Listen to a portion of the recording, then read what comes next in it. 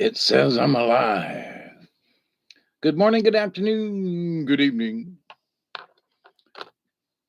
to y'all, wherever you may be. I'm your humble host, Mr. David Knoll, also known as Hawkeye Two Feathers, aka. And I greet you with the love and the honor of the infinite creator. And I do continue to pray that each and every day, that each and every one of you, your friends, your family, will continue to learn how to accept and receive the knowledge, the healing, the wisdom, and the many blessings in the universe. And Happy New Year to y'all for this 2023. I did not think we were ever going to make it. But at the same time, there are parts of 2022 that just went, zoom. It just went by so quickly.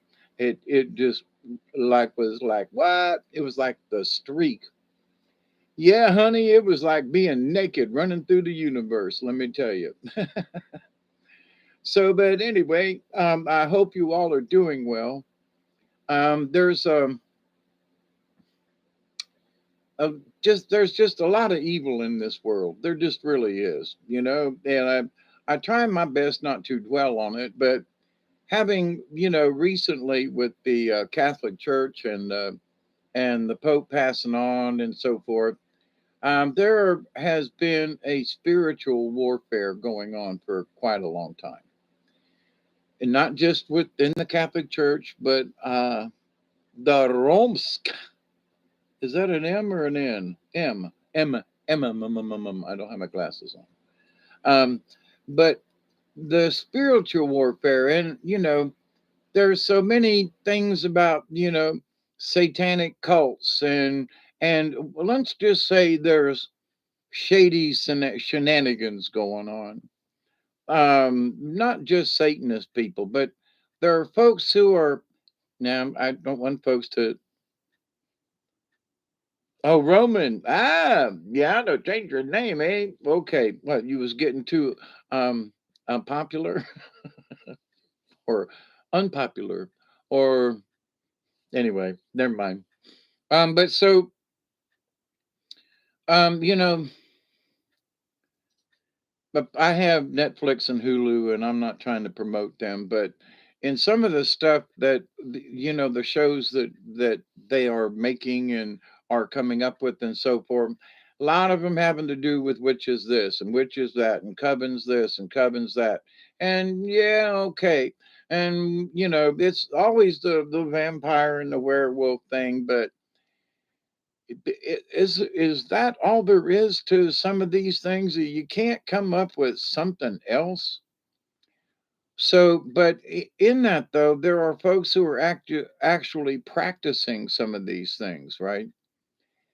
And having been in Tampa and moved out of Tampa because there was a lot of Satan kind of worship stuff and demonology going on, and had was a part of it way back in the very early 70s, like 71 and 2 and 3, until I moved up here to Georgia in 74.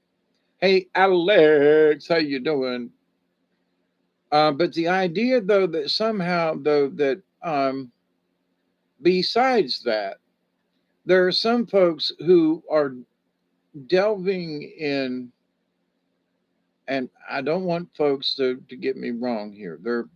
I have dipped my little fingers and whatever into the Wiccan area, right? And there are some stuff that I'm okay with. But there are some things within the Wiccan community, and it's like how to attract a lover. Well, yeah, or how to get somebody to persuade somebody or something. Anytime you're trying to change someone's point of view, or you want to get somebody to like you, why don't you just be nice? you know why don't you just you know now, what has this got to do with the topic for tonight's subject? Oh, and we've got 1 minute, by the way. I have my 20 bowl rolled, filled, whatever. And so I would like to share a 20 with y'all. But so, well, to some people, now I'm not trying to put folks that do Wiccan down, but understand that. But there are some folks who want to use nature and things, and they think that spells and lighting candles and doing certain things are, and they're kind of want. They basically want to force nature. They want to force supernatural things for their benefit, you know? And it's not just saying, I'm praying to the universe. You know, I hope that I can, hit a $50 lottery scratch off, you know, versus I want to win the $1 billion, lottery that's going on right now or whatever it's up to. But the idea, though, that anything that we try to force in the universe is very possibly not going to turn out well because if we have to force it, if we coax it in our direction, it's like, I would really like this to happen, but I'll be okay if it doesn't. But, hey, yeah. And then when things work out your way, that's different than, you know, trying to conjure up something or something to get your will done to whatever it is that you want. You want this.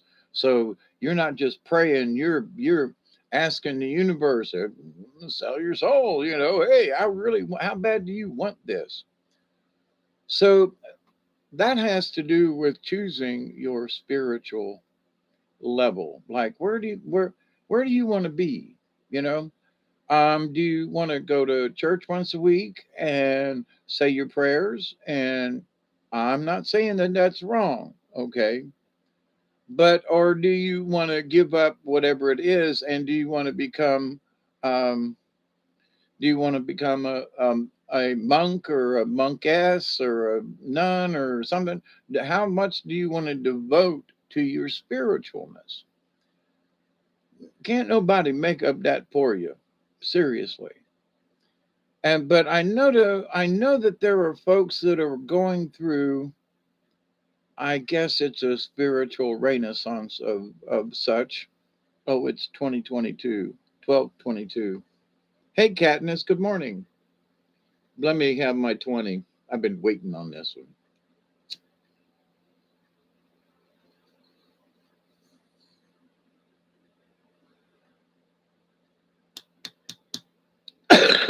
Hey Pearl.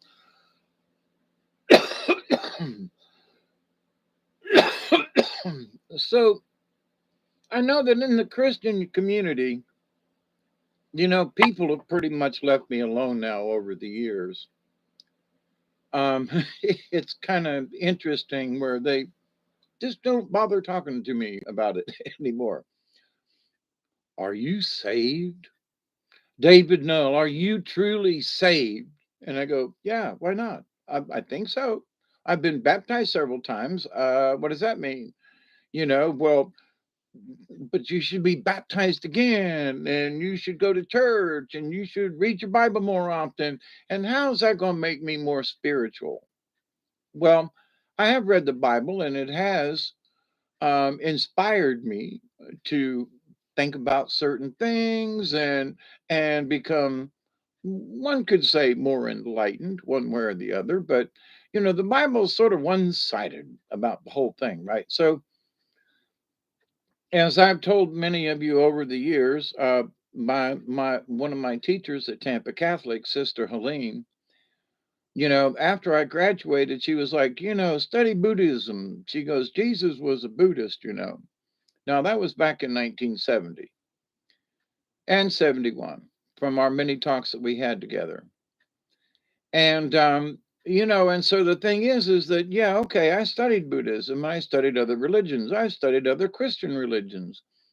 And I found out, as I've discussed before, the difference between the old Catholic Douay Rheims version of the Bible and the King James Version, and how much it's changed. They've left things out. I got baptized in a hot tub. I'm sorry.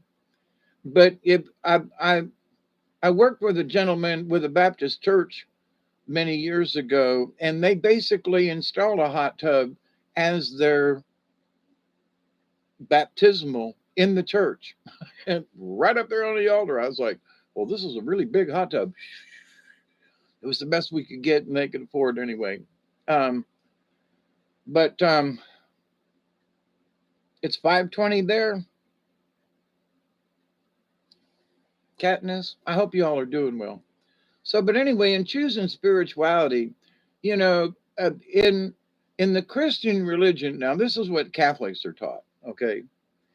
And after 12 years of catechism, I kind of got a little ear to it, but that Catholics, the Catholic Church is the one true religion. All the others, you ain't going to heaven. If you ain't a Catholic, you ain't going. That's how they think. Okay. So, from a Catholic's point of view, and from any other religion, they kind of want to like scare you into, hey, if you're a Baptist, it ain't good enough. You're going to have to be a Catholic.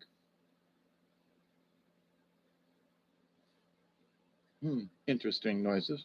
You're going to have to be a Catholic in order to go. Because in the Nicene Creed, it states that the Holy Catholic Church, the communion of saints, the forgiveness of sins, and life everlasting. Amen. It's commonly known as the Apostles' Creed. So, people who say that prayer that are Baptist and Methodist and Lutherans, it says the Holy Catholic Church. Anyway, so pay attention to what prayers you're reciting. So, but anyway, with that said, though, so from a Christian standpoint, Catholic standpoint, my Christian religion is the best. We're the ones who are going to heaven. Everybody else, forget about it. And so every Christian religion feels that way about their religion. But now, one thing I want to point out in this hierarchy of spiritualness, every single one of these other religions, Christian religions, report to the Vatican. Really, they report to the Vatican.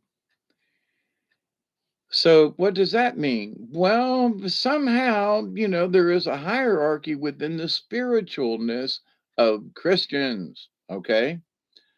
So, lots of years ago, Martin Luther was talking about it. That's the Lutheranism, that, back in the day, they used to sell, um, hey, you want to get into heaven? Well, give a donation to the Pope, give a donation to the church, and you too can go to heaven. Okay. I'm trying to think of what they sold. Oh, man. Anyway, tickets to get into heaven. So, but which heaven is it? I mean, who conjured this one up that you got to have, you got to pay to get into heaven kind of thing? Um, so, but anyway, so in our spiritualness, how much do we want to be spiritual? How much, which God do we want to worship? Do we want to worship? Do we want to become a Buddhist and discuss that? Are we Christian and are we going to choose a Christian faith? But that means that, we're going to have to believe in Jesus, and we're going to have to believe in the power of and if you're Catholic, then you have to believe that you're going to drink his body, eat his blood. Okay. Which to me is still cannibalism. So where do you want to go with your spiritualism? And I'm not gonna. I picked my own side. If you want to be a Christian and go to church, go. Because if you're feeling somehow fulfilled or it's working out for you or something, and it is helping to feed your spirit, your soul, by all means do it. Okay. Now, if you're doing it because family members or society is goading you to go to church, well, if you're not going to church on Sundays, then you're not saved. You're going to hell. What? Well, I've been told I'm going to hell because I quit going to church a long time ago. But I feel that every time I step outside, that I'm in God's church. And I step outside a lot. Hey, Chloe, how are you? That's okay. There's no time limit. I'm actually early tonight. Me and Robert finished up early, and I kind of sort of had a subject they've been kind of wanting me to discuss. But so, in the Native American communities, there's sort of this basic understanding, Great Spirit, the Creator, and that all things have value. All of God's creations, all everything the Creator created was created and should be sacred and revered and honored. Above all, it should be honored, not worshipped, okay, but honored. And in all the readings and all the stories and of all the card readings and stuff that I've done, nothing ever suggests that we should worship anything, okay? But that we should honor all things. And so, in many other religions, it's all about the worship of your prayer to a God, okay, for whatever benefit. And there are 10 commandments, not one. The law of one suggests and states that we do no harm to anything. Nothing. Anything. We don't do any harm.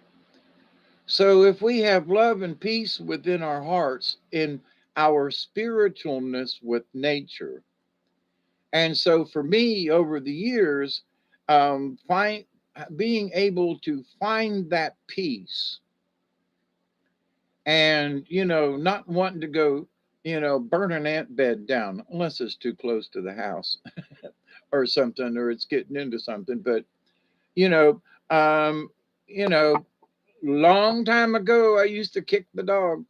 Long time ago I did not have the respect or understanding of four-leggeds that I do now. um and so my perspective has greatly changed over the years. I used to tie the dog belonged outside, tied to a tree or something, and my dog's over there sleeping in my place on the bed. So times have changed. I would no more want to tie my dog outside now, Mr. Duggar, than the man in the moon. And I had to leave him here at the house today because I had two doctor's appointments.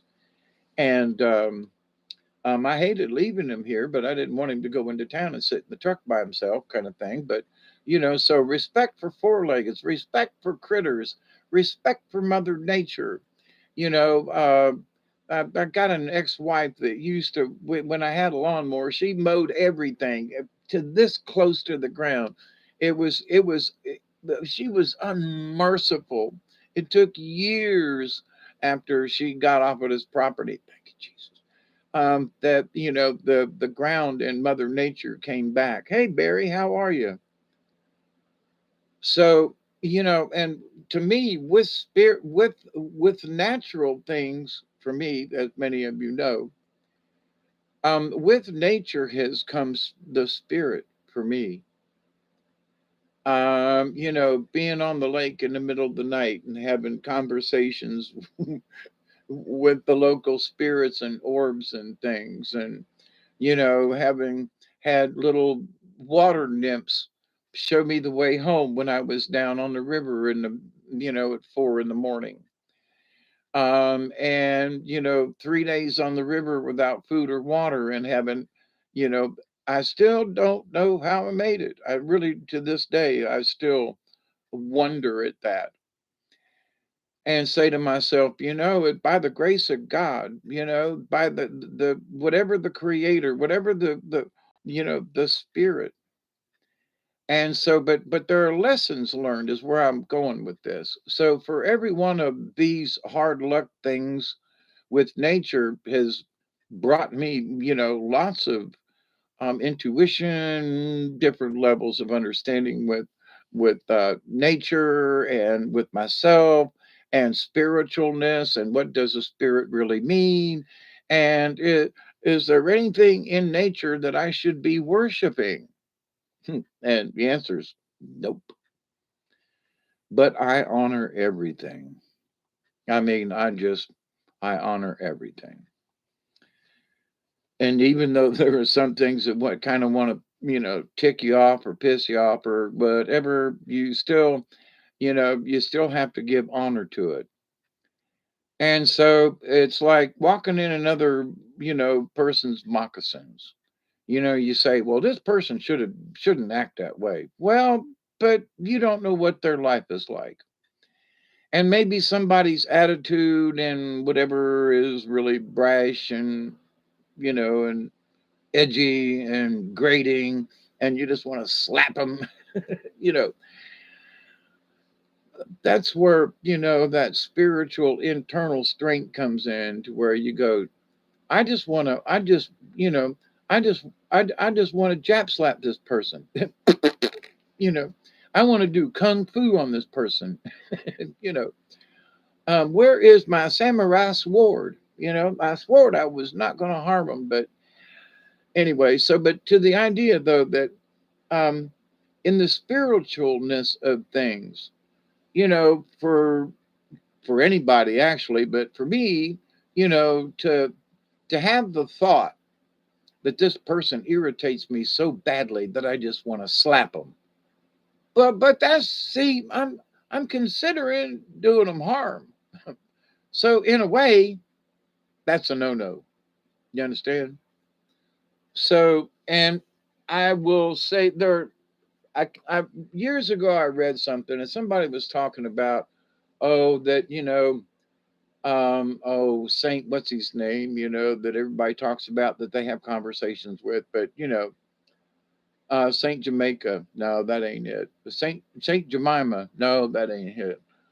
Saint Jeremy, Saint Germain. I figured if went at it for a minute, I'd figure it out. But Saint Germain. So all these people that have these personal, you know, discussions with Saint Germain, and I'm like, okay. But one of them was like, if you say something, do you really mean it? You got a couple of minutes here to, like, if you got, because we're human, we can become angry and be mad. But if we're mad for more than a couple of minutes and we carry it on, and then it becomes 10 minutes and then 20 minutes and then an hour, and then it becomes 2 or 3 days you're ticked off about something. Nah. But it's all right to be human. So if something makes you mad and you're mad for 5 minutes, okay, drop it, stop it, and ask for forgiveness to the universe for, being angry for that 5 minutes. But there are people who will carry things on and on and on. Everybody, yeah, everybody was kung fu fighting. Doom, doo, doo, doo, doo, doo, doom. Yeah. They was fast as lightning. Yeah, I was watching a kung fu a pui. Say that real quick 3 times. I was watching a kung fu movie yesterday, and boy, they was slap happy and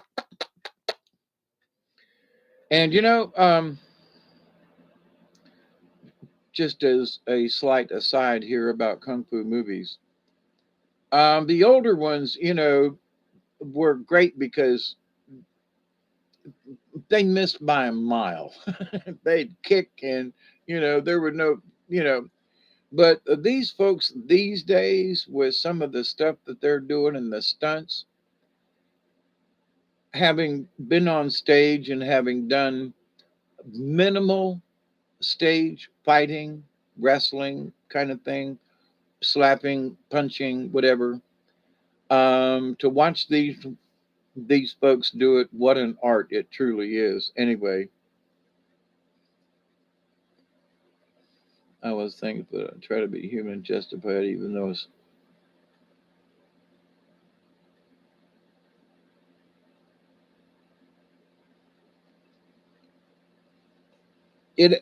I don't know whether Saint Germain actually said it or not, Chloe, but to the point though that I used to be angry, with everything ticked me off. It seemed like. And I mean, I would be mad the next day, and then by the end of the week, and I was still mad. It was like you can't you can't be a spiritual person and be mad at a bunch of stuff.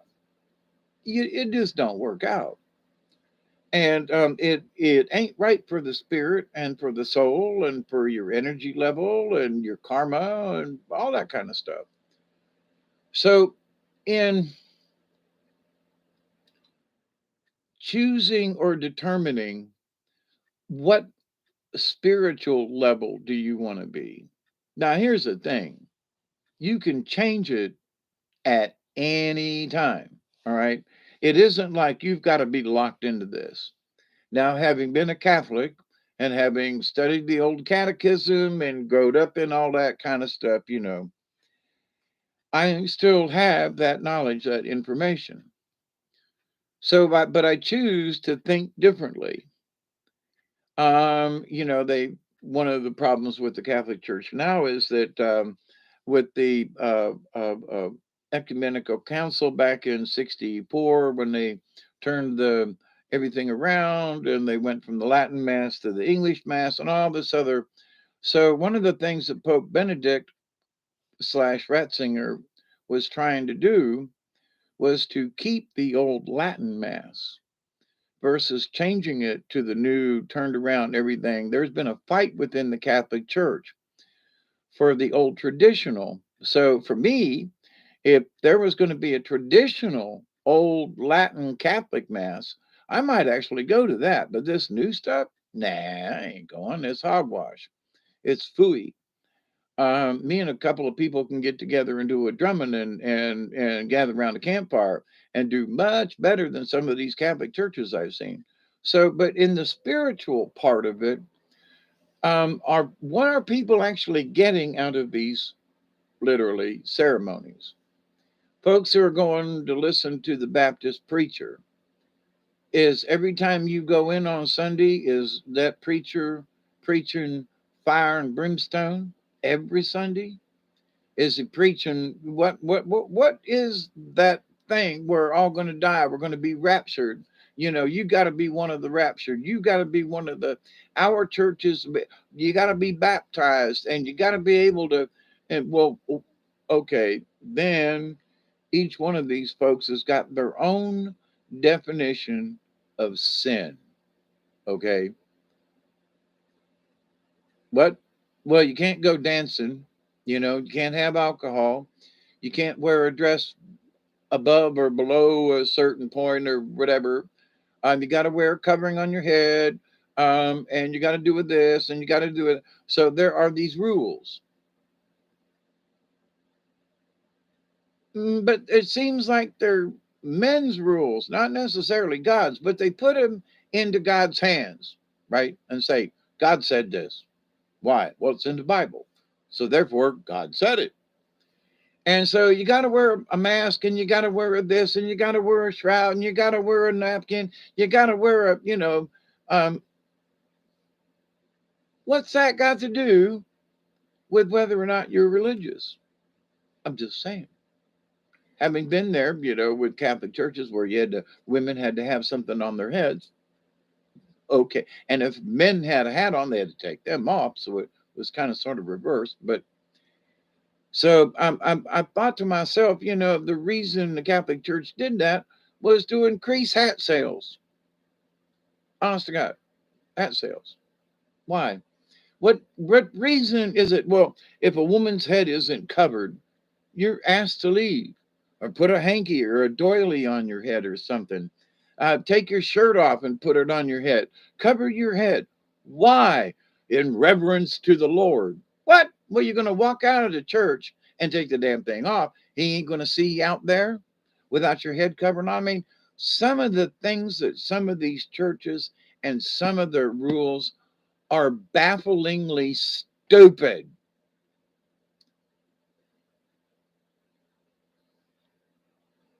But it's a sin because you walked into an establishment and were not wearing the correct head gear. Just saying. In the grand scheme of things, what freaking difference does that make in the long run? None. None. I mean, oh, yes, it does. It's to show our respect. Okay, well, I can show my respect, but just because I don't have a hat on, just saying. So, with the levels of spirituality, depending on the religion, or I guess, or whatever spiritual process you would like to follow. So then you got to go by the rules. So, how much of the rules do you want to follow? Didn't he say, come as you are? Yeah. I remember one time, Chloe,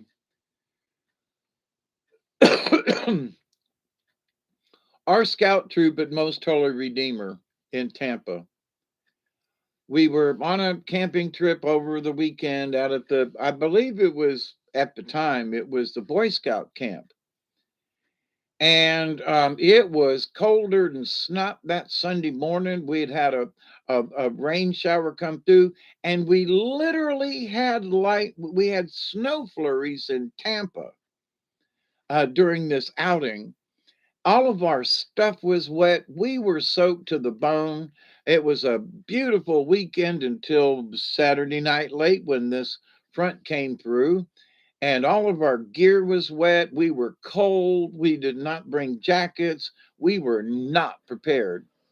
So when we all got ready and stomped our feet and everything and packed our stuff up and went to church. And now we were literally soaking wet, and stomping, and they didn't want us in the back of the church because we were Boy Scouts who had just come from the woods, and they were like, where are you guys going?" "Well, we're here to go to church." It was like 10 o'clock mass or something, or 11, and boom, that was when all the good folks were there, and everybody was dressed in their Sunday best, and here come a bunch of Boy Scouts out of the woods from a weekend of camping, and we're all wet and dirty, and and cold and hungry, you know and they were like, no, no, no, and we all looked at each other and was like, what the F? And that was before we knew what the F word was. We were going, what the F? But anyway, so churches and religions, and you just don't know. I mean, there were some Catholic priests that I knew had said, come on in, you know. There were other people in other religions were like, you can't come into our church. You're going to bring dirt in it. Well, yeah, but hey, we're here. We're here. We came. We made a big effort to be here, and you're not going to let us into church. You can stand out there in the foyer, or the foyer, or out there. Seriously? Yep. Okay. You know. So, oh, ye of little faith, right? So, but anyway, with native folk, anyone who wishes to come and be a part of the spiritualness, uh, if you have honor in your heart and, good prayers, and your intent is good, you pass. I mean, you pass. Nobody's going to ask you if you have been baptized. No one is going to ask you if you believe in the Lord. Is Jesus Christ your Savior and ultimate? And Now, I do believe in Jesus. Don't get me wrong. I'm not trying to put the man down. Do not misunderstand me. But there are so many Christians like, you know, if you if if you don't have Jesus in your heart, then you are damned. Back up, back that boat up here. I'm just, whoa. I don't think Jesus meant for you to be saying that to me. Anyway, judge ye not lest ye be judged, kind of thing. So, well, how do you know if I've got Jesus in my heart or not? Well, have you been baptized? I've been baptized. Well, do you believe in it? But wait a minute now. But if you don't follow, wait a minute. You're asking me to follow a church's rules, not what I believe Jesus taught. Okay. So, but the church says, the Bible says, yeah. But what did Jesus say? I'm going more by what Jesus was all about, right? So he would not have thrown those words at me. You're going to hell if you are not baptized and if you don't believe it. No, he was like, come on, all ye sinners, and sit with me and let's have a talk here. Do you want to wish to come and sit at the right hand of the Lord with me, kind of deal? Then, well, here's some of the ramifications. But there are Christian zealots since they came up with the idea. I mean, St. Peter was the first one to abuse his position. Okay. I mean, because when Jesus was gone, Jesus went around and was like, hey, woo, give me some fish and some bread and I'll feed everybody with it. And then St. Peter was like, you got to tithe. What? Oh, well, if you're going to be here, you got to give a certain percentage. You got to give 10%. And well, what if you don't have 10%? Well, then you got to go out and get 10%. And St. Peter, some of the old stories about St. Peter was he was not a very nice guy.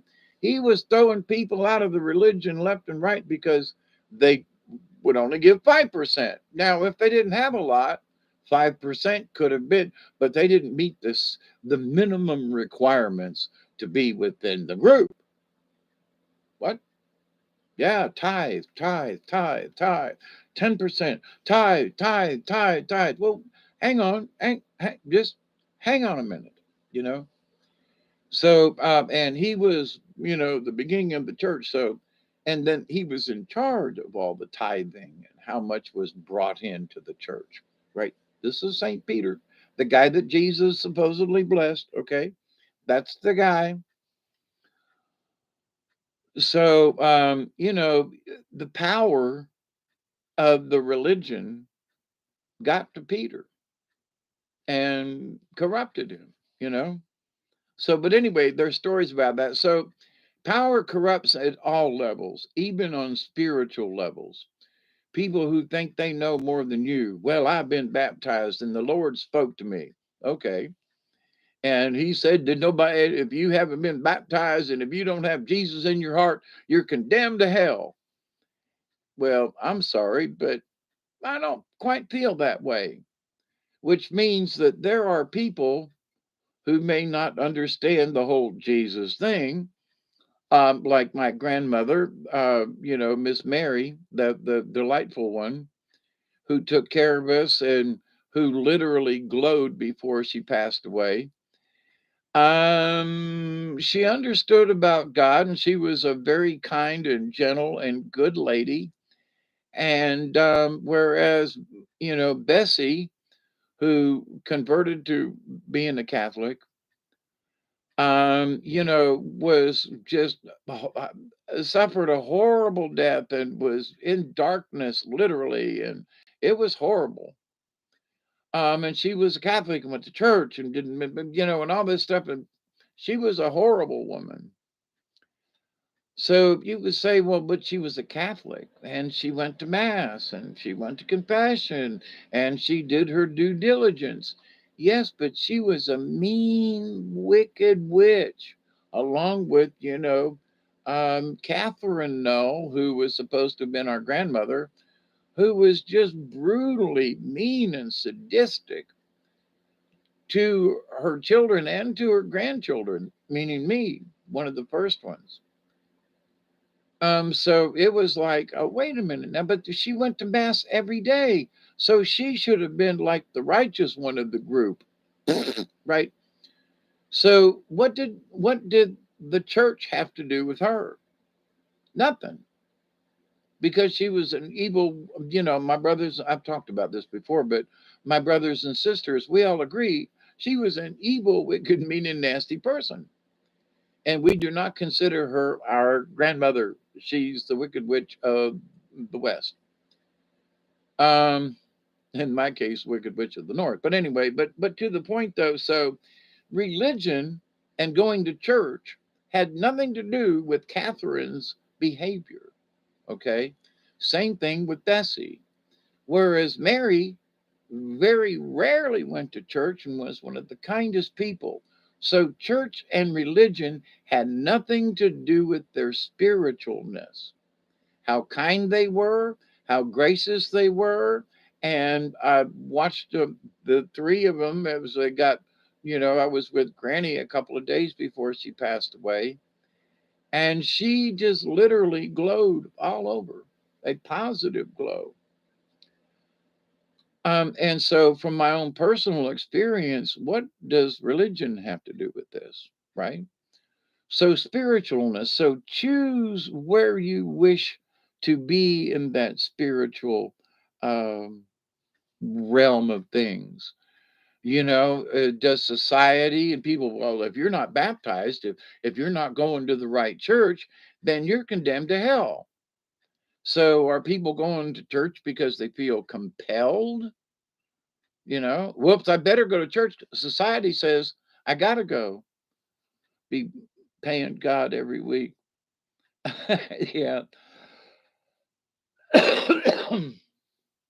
I mean, even us little kids, if we got $10 in the mail, we had to give a certain percentage in the box in the thing. Yeah. In my experience, I met a lot of mean Catholics. Yeah, because you know what? And this was said by some Catholics, okay, yeah, up in the church and whatever, that we can do whatever the hell we please because we can go in once a week and confess our sins, wipe that slate clean, and we can start all over. Now, I never, ever looked at it that way. Not me. So, my spiritualness with the Catholic Church and with Mother Mary and reading the Bible and everything over the years, and it was my own spiritual awareness. And I realized that the church, especially the Catholic Church, was holding me back. And thus, when Sister Aline told me to study Buddhism and check out some other religions and stuff, and when I did so, I had a broader understanding of what spiritual actually meant to other people, but not also to other people, to also to myself. So, whether you believe in another religion, you should study other religions just to see what their premise is about. And what I found about between the different religions, Catholic or Buddhist or whatever, that the basic line is to do good. That's a bit, regardless of what Christian faith, it's all about Jesus, be good, Oh, well, you got to sacrifice and worship, of course, but besides that, it's to be a good person, right? Um, and that it isn't about all the material things that we collect because we can't take it with us. Well, so Buddhism, Hinduism, all these other isms, they basically preach the same thing. I mean, they walk around in a saffron cloth and, they sing Hare Rama Rama Rama Hare Rama Hare Krishna Rama Rama Rama. Anyway, at the airports on the Hare Krishnas. And I almost did that at one time. I was like, man, these folks have got it going on. And I was like, wait a minute. And the more I delved into the Hare Krishna, I was like, I don't know, this just seems stupid. And, I respect them. They got peace in their hearts or whatever, the true ones. But then again, for me, I've met many Native American folks, and as many of you know, my religion, which I don't have, is Native American. And in discussing things with the hospital and everything, well, what if something happens to you, Mister No? Do you want a priest to come in? And I was like, not really. Nah, well, you got a medicine man somewhere, you know. But let him in with a drum and a feathers. Okay. Um, but I have started putting on all the applications and everything that I have now, instead of putting white or Caucasian, which when you look at great great grandmother, great grandmother, grandmother, all three of whom were Native American, I'm putting Native American down in the column. And the other side of that is that I am a native of America. So am I white or green or yellow? What? Am I Caucasian? No, because I don't fit in that tradition. So what am I? I'm Native American now. And I dare anybody to stand up and go, well, wait a minute, you look like a white man. You know, if you don't watch out, I'll tell you I'm a lesbian too. But never mind. That was just rude. My apologies. But to the point though of spirituality, so those folks, in the younger years, there are some folks who they dress up their kids and they go to church and they're part of the thing, and they go to Sunday school class, and they are taught the religion that they're going to. If it's Baptist, it's Baptist stuff. If it's Catholic, it's Catholic stuff. If it's Presbyterian, it's Presbyterian stuff. If you're going for anything else, it's anything else's, whatever the topic is. I mean, if you're a Hindu, then it's going to. If it's Islam, you're going to learn about. You're going to learn about those things because that's the religion. But in that religion, the religion is the machinations, supposedly how you become spiritual. So it isn't the religion that's spiritual. It isn't the words of God that are spiritual. It's how you take those words that give you the spirit, or show the spirit within you, or to help make you feel spiritual. I love singing some of them old Negro gospels and spirituals, and man, there ain't nothing like it. Now, do I don't go to Christian churches, but I'll be singing I'll be singing them old spirituals in a heartbeat.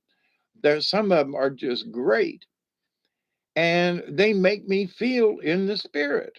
Okay. So, but at the same time, me sitting down and listening to a preacher, um, preaching fire and brimstone, and I'm not going to get much out of that. But to sing an old spiritual, showing up that is just, gets the psyche and the spirit and everything going. Wow, wow. Okay, so, but in the spirit of things, so with Native Americans, with the drumming is the heartbeat of Mother Earth. The drumming is that doom doom, that thump, that if you hear it and get to feel it, no matter where you are, what time of day or night, if you will stop and listen, you'll be able to hear the drum. If you've ever show enough got it in you, you can hear a drum somehow. And so,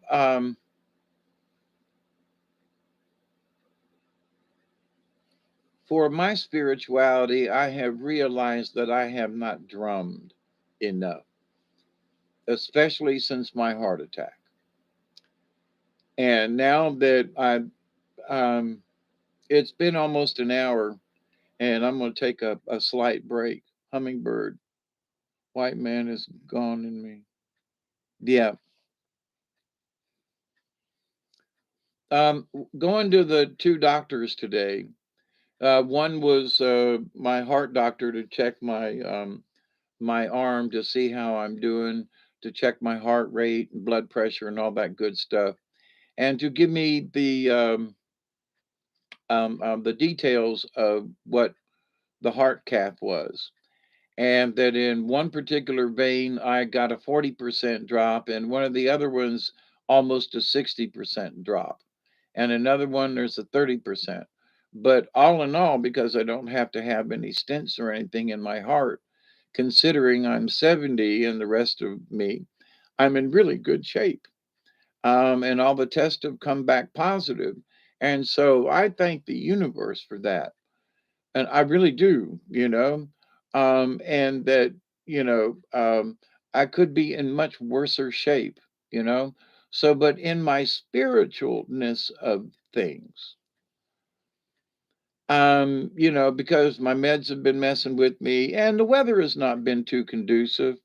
Plus, my lower back, my lumbar region, I got to see the MRI pictures today. Oh my God, I don't have a lumbar region. My discs show up as these really nice, and I mean literally on the screen, they're about this big and all really nice and pretty. And then you get down to L2 and 3, and there's like this much space. It's all squashed.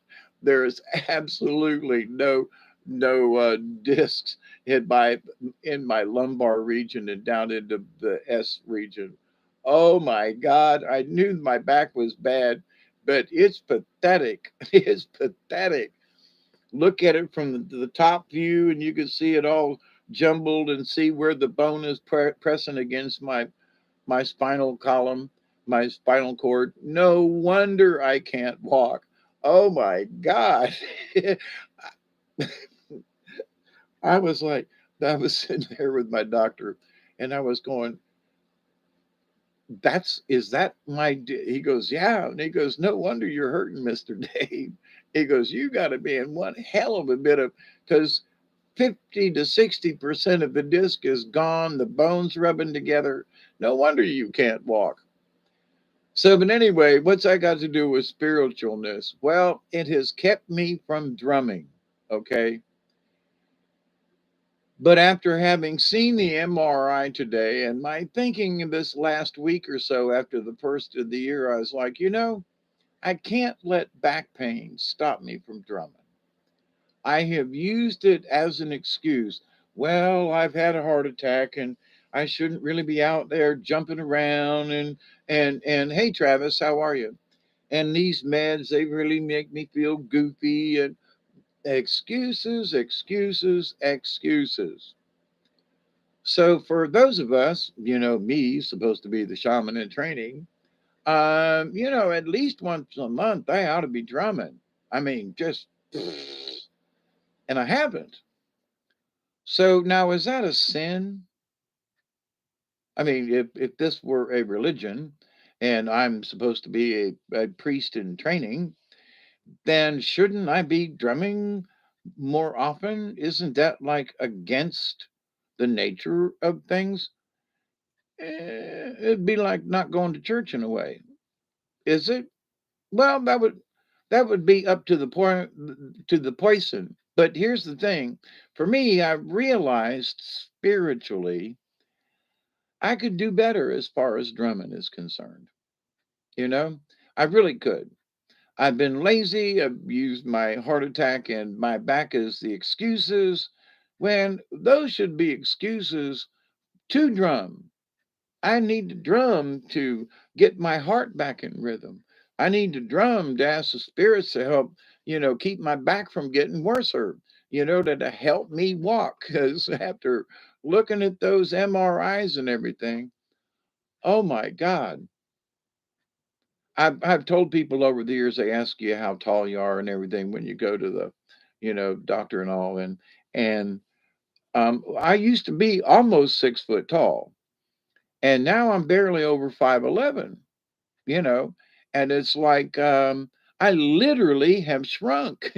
If you saw how much compression there is in the lower section of my spine, I have literally shrunk in size. So, but anyway, what's that got to do with spirituality? Physical things can interrupt us from our spiritualness, because I have been in a crap load of pain recently. I'm okay. I woke up with a headache. Oh man, yeah, do some caffeine. Yep. Stay away from ibuprofen. It'll rot your insides out and give you kidney disease. That's the truth. And if you can find real aspirin, we coming up on a 20, aren't we? Yeah.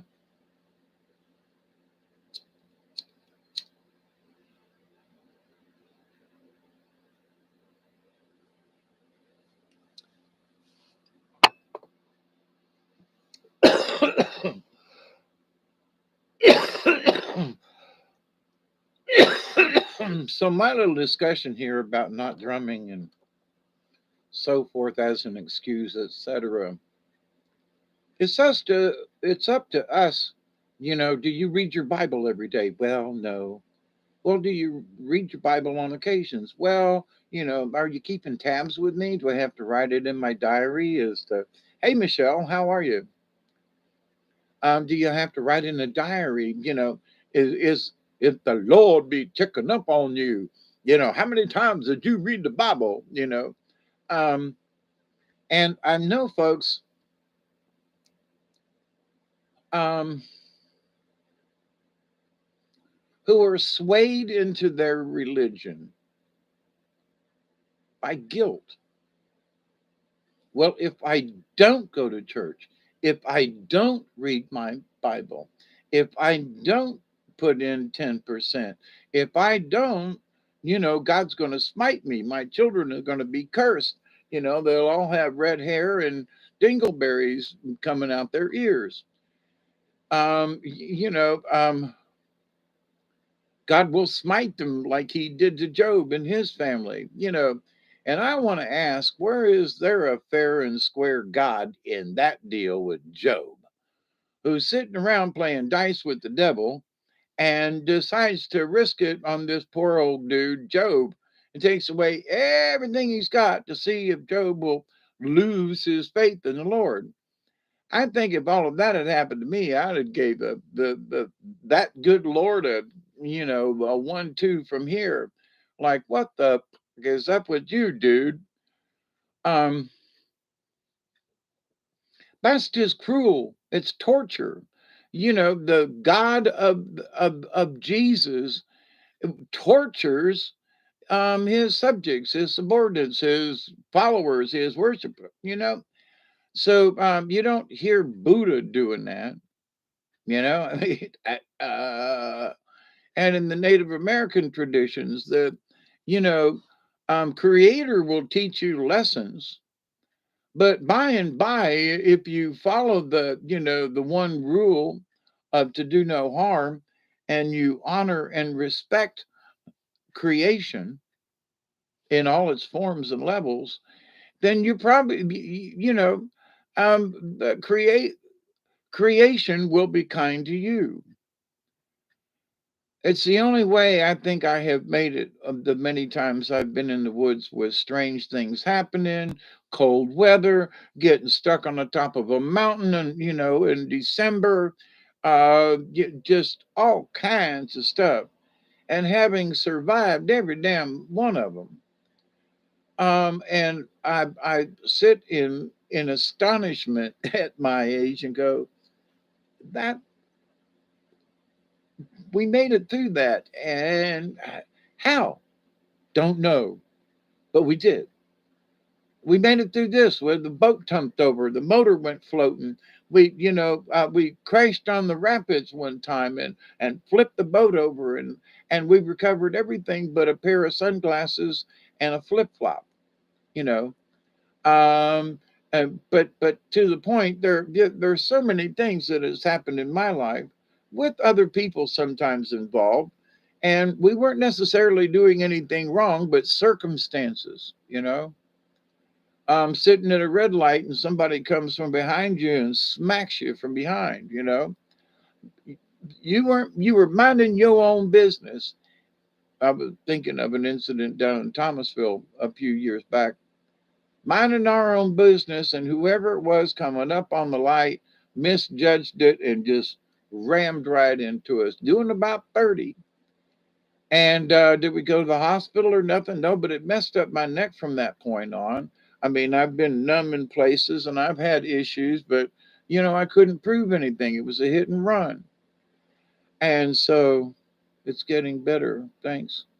Good, Travis. Travis, don't know if you've ever tried this. It's an old home remedy. It's called ammonia. Do you have any ammonia in the house? If so, just go and open up the cap and take a whiff. Now, some of the home remedies were that you took a teaspoon of not soapy ammonia, but just regular ammonia, and put it in a glass of water, like an 8-ounce glass of water, and stir it up and drink it. Now, if anybody has fainted, smelling salts is actually ammonia in the form of one of those glass poppers, smelling salts. So, but one of the things that the ammonia will do is clear your sinuses and your brain cavities out. So, an old home remedy was to just go, was to either take a little teaspoon in a glass of water and drink it, or just literally just open up the cap and just get a good whiff of the vapors. Oh, it's a good cleaner. For me, I cannot stand the smell of chlorine anymore. Over the years, my sinuses and my brain has been over overmaxed with chlorine smell and that kind of thing. But I've noticed that ammonia can be pretty strong, and it don't give me a headache. If anything, it takes it away. It won't make me pass out. Um, yeah, I've got a book somewhere. It's on PDF. And I was thinking about it's called Tommy Bass. And a friend of mine that I knew through the powwows and stuff, he's it's 1:17, 3 minutes, 2 minutes. Um, and he was a pharmacist from up in middle to northern uh, Alabama, close to the Georgia side. I can't remember the name of the town right now. But he was a pharmacist for years and he made his own little concoctions and stuff. And so he wrote a little book about stuff, and Tommy Bass was the pharmacist's name. And I think the book is called Tommy Bass and Home Remedies or something like that. But many things in there, and one of them was about ammonia.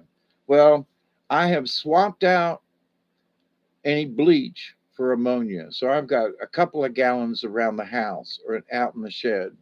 The other thing is that if you get bit by any kind of critter, um, now I have done tests on myself.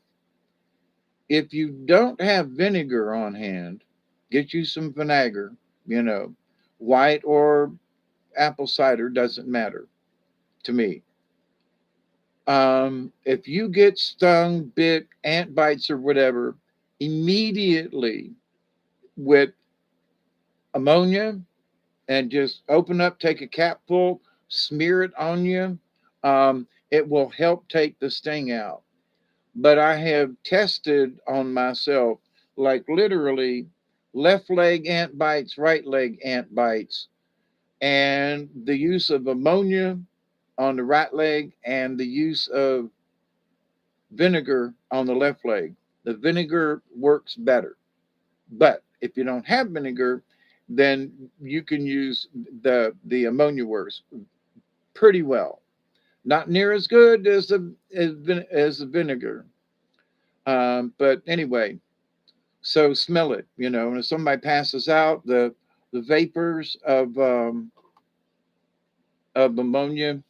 So, but anyway, and the first thing they do if you pass out in the ambulance or whatever is hit you with one of them poppers.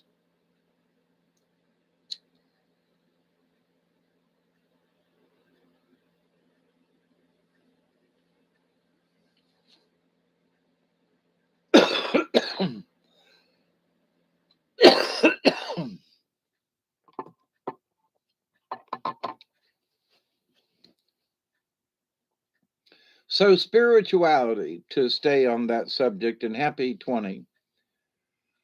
So, spirituality is up to the person, up to the beholder. So, but at the same time, the person who chooses, well, I want to become a monk, or I want to become a saint, or I just want to go to church on Sunday, and you know, I don't mind giving to the church. It's when the church says you must tithe. But hang on, you must tithe. That's where if you say, the church recommends if you can afford it to tithe. Now, there are three kids, five of us in our family. Now, my pops didn't make a lot of money, and all of us kids had to, mow grass and do extra chores around the neighborhood to have any spending money.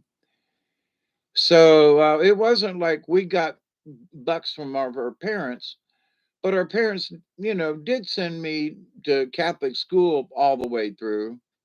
But I had to buy my own clothes. I worked on the carnival during the summer times. I had to earn my own money for my own school clothes and certain paraphernalia and whatever I needed at school. So they paid the tuition, and I thanked them for that. But anything else, anything extra was up to us kids. We had to work for it. We had to earn it. So there wasn't a lot of extra, is where I'm headed with this, and as far as that is concerned. But we had to conform to whatever the rules of that school were, whatever uniforms, whatever colors, whatever they dictated was here you go. If you want to go to the school, there you go. So, but having followed all these rules, it didn't do anything for our spirituality. Okay. I mean, seriously. So we have to do all of these things because the church said so. Now, so in order to discern how spiritual am I, all right, well, you got to leave the church out of it. Hawkeye, what are you talking about? Well, because if you mess up, what is 10% of nothing? Thank you, Travis. I know that my mom and pop, they scraped to pay that tithe, okay, because they were honest about it, you know, and because their name was on the little packet that went in when it was collected and brought the the same back behind the altar thingy. Anyway, backstage. So you know, well, the Knoll family contributed, $45 this week, and the Smith family. So they were checked up in the book as to how the families, how much they tithed. because they were members of the parish. You follow me? Now, that to me is just like, that's effed up. Okay, I'm sorry. If I only got $10 this month, here you go. Wait a minute, the Null family, you didn't tithe enough this month. What's with this $10? Well, we had an accident. We had a flat tire.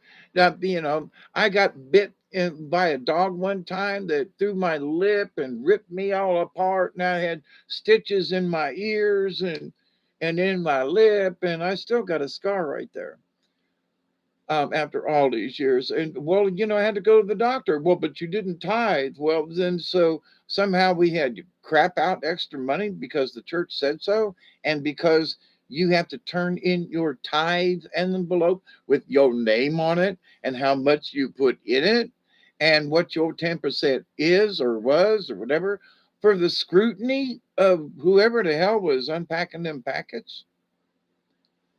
Are you serious? Yep, serious. So in some churches, they just know, well, I've seen Mr. Jones put a $20 bill in the collection plate. You know, well, I know he owns a company down in town and he makes a considerable amount of money. And for him to only donate $20 every Sunday to the church, that man can afford a lot more than that. He drives around in a large Cadillac. He's got money in the front and money in the back, and way in the back, he's got money in a sack. And if you don't like that, and I got to do wackadoo, wackadoo, Roger Miller song. Anyway, without the tune. But so some of these Baptist church, they know who's putting in the pot and not. And some of the Methodist churches I know around, they know who's putting in their share and not, you know. And there are some folks who put in a lot to say, look how much I'm putting in. Do you see all this? I'm putting in $100, y'all. See this? Here's my $100.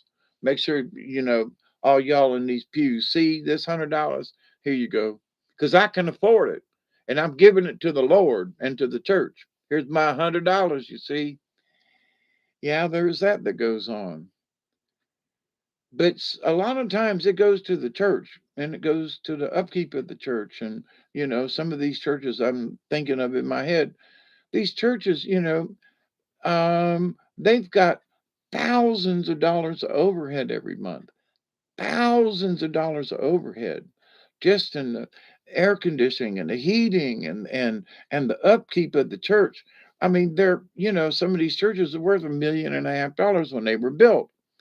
Thinking of that Baptist church, this one down over here. Now, to the Catholics, they got a one-story building, but it's just sufficient. Good for y'all. Sort of more like a chapel. All these others, like Trinity Baptist Church and this Methodist Church, big high ceilings, big all this, a lot of grandeur and all this other stuff, a lot of upkeep. So, of course, people got to tithe big time to pay for that kind of stuff, but they're not helping their parishioners. So, but if you're going to go to that church, then you have to follow that church's rules. So here's the thing, if you mess up with the church rules, they consider it a sin against God. So you get points taken off. You understand? If you're trying to accumulate so many points to get into heaven, you just got some deducted. Well, you didn't follow all the church's rules. Yeah, but did you hurt anybody? No, but you pissed off the pastor because you only put in $20 this week when he was expecting 100. Or what? Did you do anything wrong, Mr. Dave? No, I did the best I could. So, but it's somebody else's perception and deception at times that you didn't follow the church. You sinned against God because you didn't do what the church said. Because the Bible says, well, you must participate. But yeah, but if you ain't got nothing,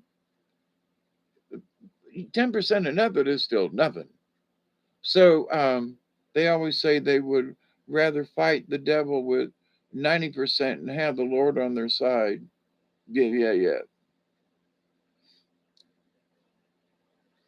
So, but here's this thing with native beliefs, there is no quota per se. Now, for those folks who lead a good, you know, their life is that they do their best for the good red road. They do their best to, you know, to just be kind and respect nature and do the best they can. Um, Whether they go to church or not, they're respectful to nature and are aware of all things, natural, four-legged critters, winged critters, And I've met some of these folks, and maybe you may have met some of those folks, and in a way, I am one of those folks now, having become an elder all of a sudden, unbeknownst to me somewhere along the line. But and so in these natural experiences, I and other people have been brought closer spiritually. And there are times when you just can't explain why. But you've had an experience where a deer walks out into the clearing, or like for me, that time when I did a ceremony down on the river, and the not a porcupine. Oh, doggone it. Otter popped his head up out of the water, arm's length away from me, and just smiled and went back under the water. And those kind of experiences, whoa. uh, to this day, I can still see that otter smiling at me, when he popped his head up out of the water. I like to, poot a golden tooth or something, a golden egg, or anyway.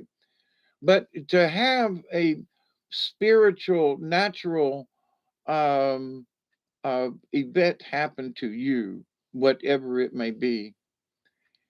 I was talking with my friend Tommy the other day, and I said, "Remember that time on the sailboat when we lost the engine and we were coming in out of the Gulf with this thunderstorm and the waves come up and we didn't have any power and we were coming in under a full sail, just heading right for the shore, made a hard right turn, and I remember him standing up there and hanging on, to the jib and everything. And I'm just like, we survived things like that.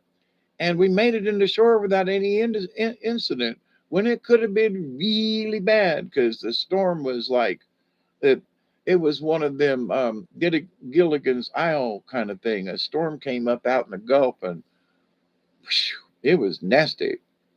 In hindsight, we should have just dropped the anchor and sat still and just waited it out. Um, but um, but there are times when you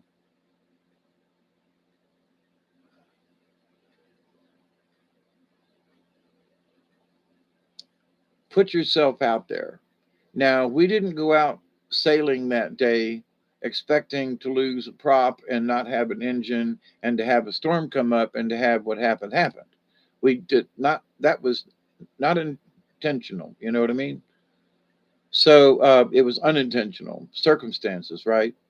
But from that natural experience of the storm in the Gulf of Mexico and sailing and just the whole thing, and the fact that we came in safe, after all these years, is still very clear in our mind what that experience was, as we talked about it the other day. I've talked about it before, about Tommy and I, and the lady that owned the boat recently was killed in an auto accident. We just found out. Um, there you go, Miss Jan Billman Mochakowski. But and she was a nurse. She was nephrology, kidney, and dialysis, and that kind of thing, and helped a lot of people over the years. It's a shame she passed away in an auto accident. But anyway, such is life. But so our level of spirituality. So there are some folks who really consider going to church like um, like a yardstick. Okay, so in their mind, well, I go to church on Sundays. So now, if you ask me, you say, well, Dave, what's would you relate your spiritualness?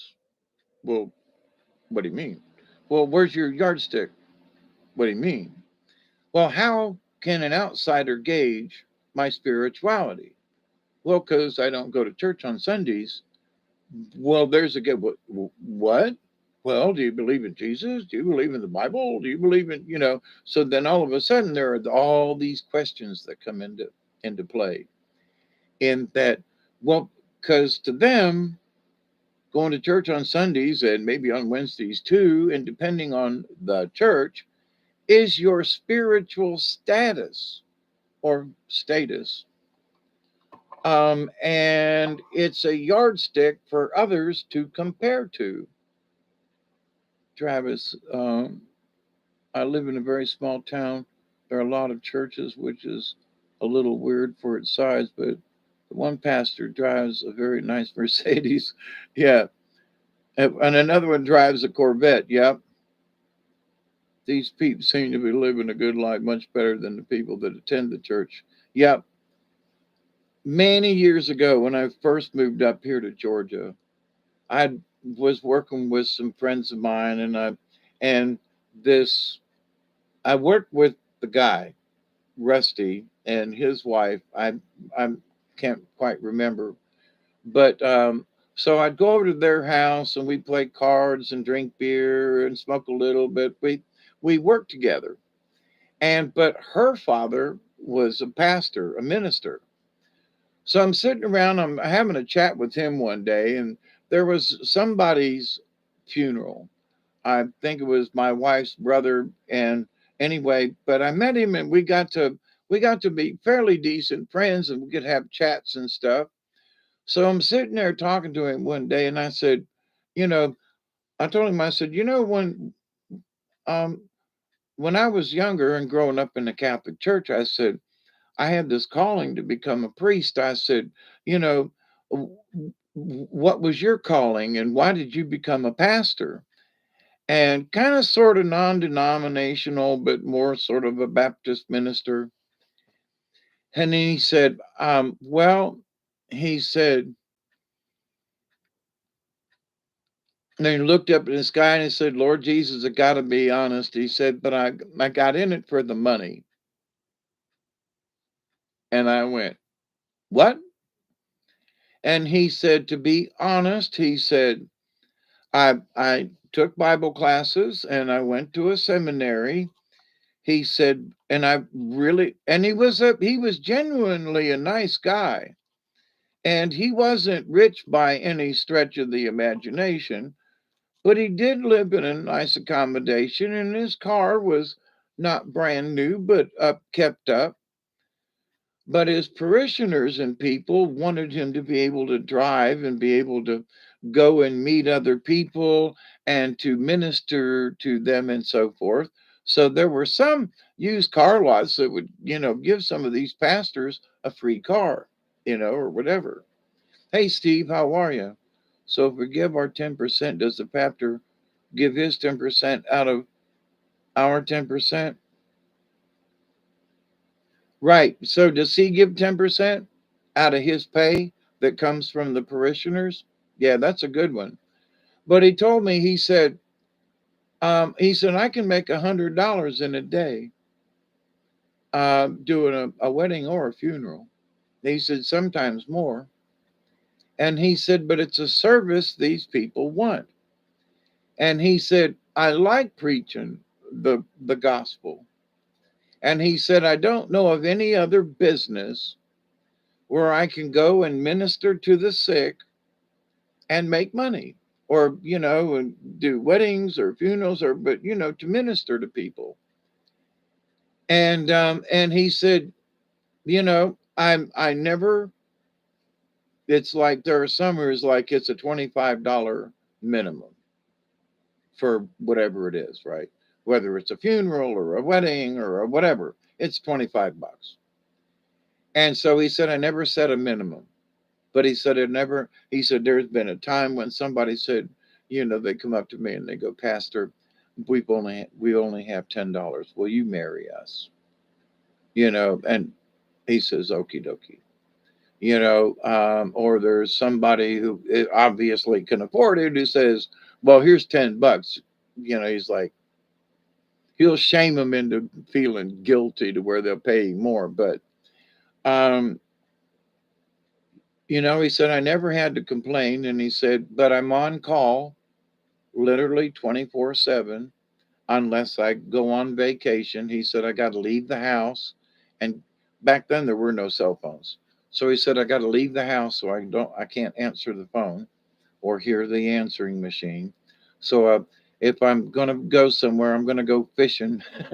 I'm going to be off on a pond somewhere. But but he was honest about it. And like I said, it was a small church, and he was more of a fill-in pastor to other churches where some pastor was going to be gone. They'd call him in for a Sunday or two. Um, I don't know if he actually had his own congregation, as it were. He had a church that he was a regular pastor at, but wasn't necessarily the pastor. But anyway, to the point though, he was honest about it. And he said, but I go minister to the sick at the hospitals. And he said, I don't ask anybody to give me anything. And he was serious about it. And I've met other pastors and so forth who were really in it for the money. They didn't go to the hospital unless they were requested to go to the hospital. They just didn't bebop in and say, well, Mrs. Jones is sick. I'm going to, unless it was somebody they really knew within the church. But most of the time, if you belong to the Baptist church, that if you were sick and in the hospital, there might be one of the ladies or somebody. But as far as the preacher showing up and ministering to you, being sick in the hospital or whatever, probably not. You know, some of them, yeah, there's been the good ones, but all in all, but with that said, but what does this have to do with spirituality? Do you qualify for the pastor to show up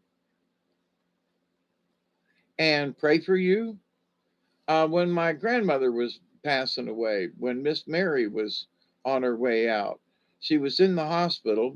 She came home and under the hospice care and didn't last long at home, but that which was good in the long run. But while she was in the hospital, they were asking her, do you want a pastor or a priest? And since we were all Catholic, it was like, well, let's ask a priest to come in and minister.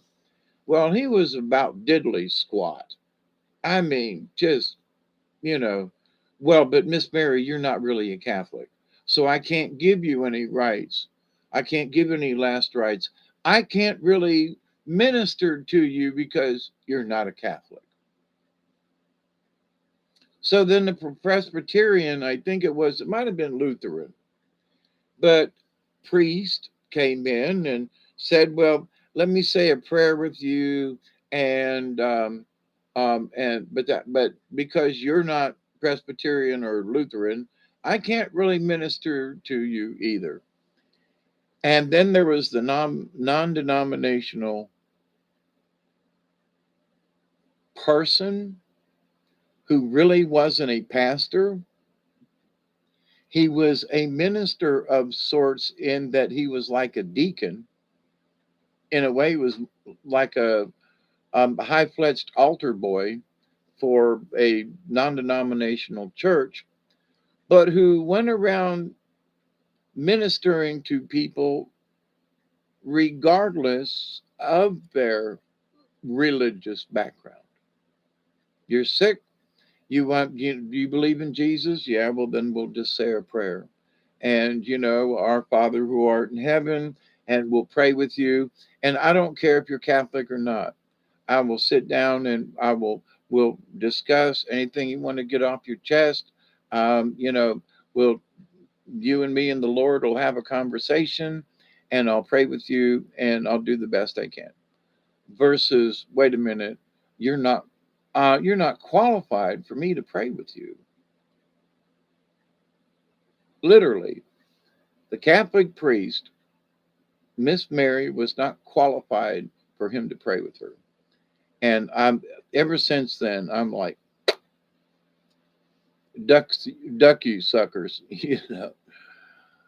But anyway, so so what does this have to do with spirituality? Well, you've got to wade through all this garbage because if you're a member of a church, then it isn't just about you and Jesus or you and God or you and Mother Mary or however your relationship with the saints are, is, or could be, or whatever, if there is a relationship to any of the saints. Um, that wait a minute, so but what does tithing got to do with your relationship spiritually? You know, I used to go in and light candles. Then one of the nuns caught me and she goes, "Where's your money?" And I was like, "What do you mean?" She goes, "Well, we somebody's got to pay for those candles. You got to put money in the little slot there. Candles aren't for just for free." Because I was in there saying a prayer and I was like, go light a candle. Well, nobody told me to put money in the little container where all the little candles are. Well, go light a candle for for blah, blah, blah. Well, okay. Well, no, no, no. Hang on. Before you leave, you didn't put no money in the thing. Well, wait a minute. Oh, hang on. We tithe, we give money to the church. Um, but what, whoa, this tiny little candle. Wait, you got to put $1 in the slot. What? This is way back, right? So back when we were kids, you had to put a quarter in, you had to put a this, there was a fee to light a candle in the Catholic Church. Oh, I can understand. Well, bring your own damn candles and then light it and stick it in there. But the idea though that I remember the couple of the nuns were just like, you can't do that. Those aren't free. I don't care what church a person goes to, there's only one creator. Yep. And we're all children of the creator. We all serve that one creator. I believe that too. And it's sort of the whole point of this. But, there are folks out there, and I understand, really, society has got these questions. So if you don't answer the right questions to society, then somehow you don't fit within that scope of things, right? So, how much money you give? Well, I don't go to church. Whoa, what? Then, oh, you're all of a sudden, folks in the neighborhood, they were talking. Well, why don't you go to Zion Grove? Well, because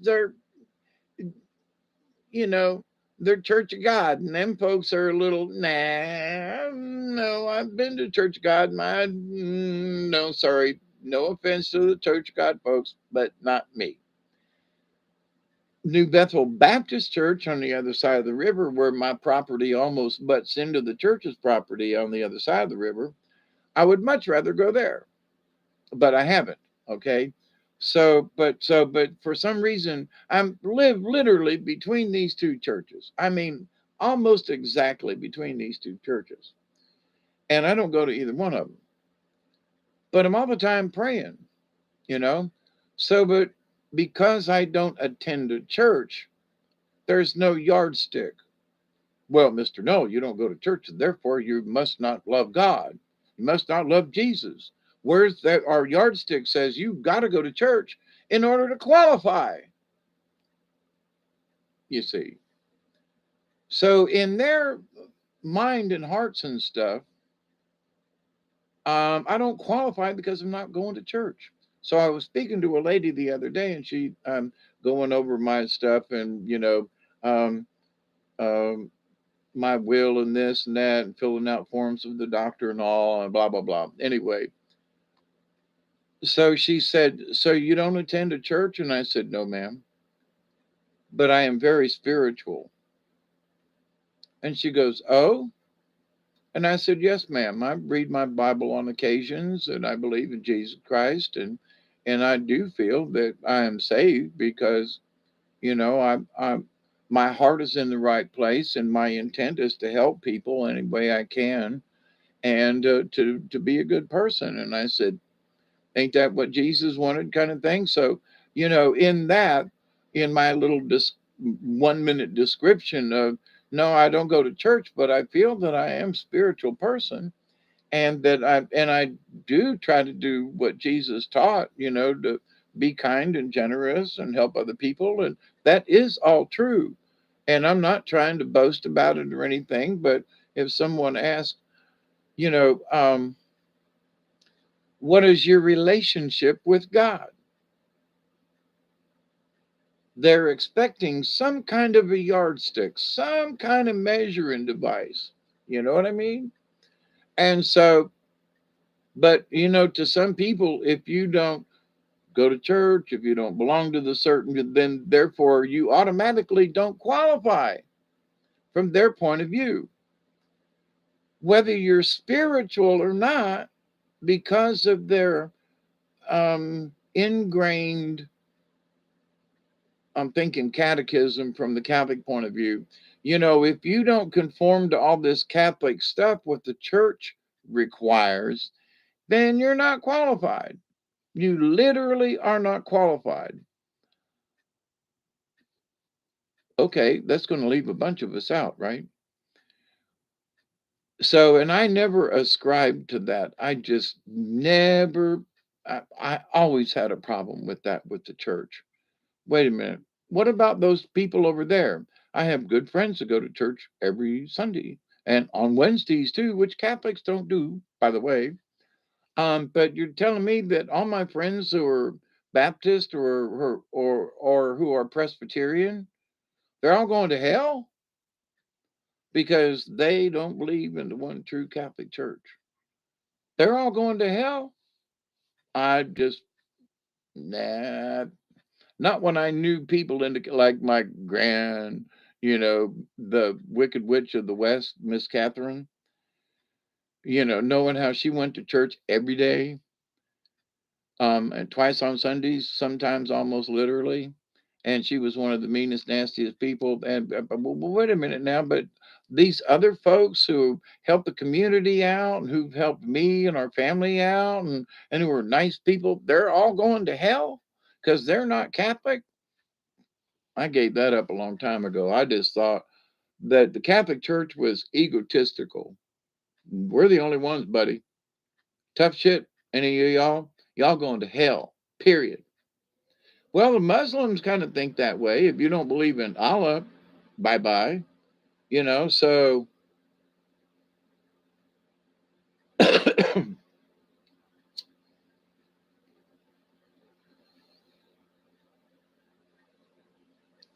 so in this realm of spirituality, as you know by this conversation, it isn't about how much religion you have, but it is absolutely how much soul or spirit do you have? What's your intent? Do you smile and help people, or are you always bitching and complaining and pointing the finger and cussing you know? So we know the basics. But for me, having looked back over the Catholic Church and at today's society, because everything's got to be.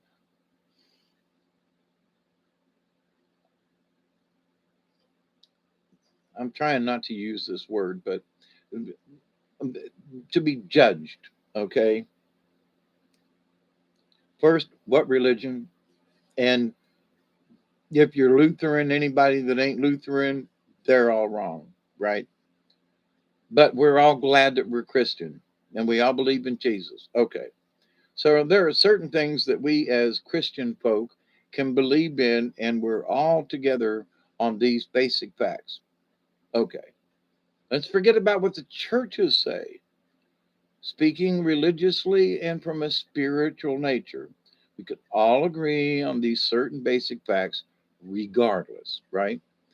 So, in learning about Buddha and some of the traditions and stuff, I've got um, 3 books of the Bhagavad Gita upstairs, and it's very difficult to understand. But you're reading through it and flipping through the pages and looking at some of the pictures and Hindu gods and whatever, and Shiva, Nam, and then the blue guy with 4 arms, and but there's seems to be a little more to the story than just these fake gods, like they were really here in spaceships and shit. And the Catholics will not discuss spaceships, right? But they're in many of the old Catholic pictures. Okay. So old paintings, spaceships, and things. But the idea though that somehow religion sets the tone for the spirituality, when actually spirituality ought to be the tone for the religion. So as the rules get in the way, if you have not participated as to what the church deems necessary, look at the 10 Commandments. There is only one true God. You shall not have any other gods before thee. Okay.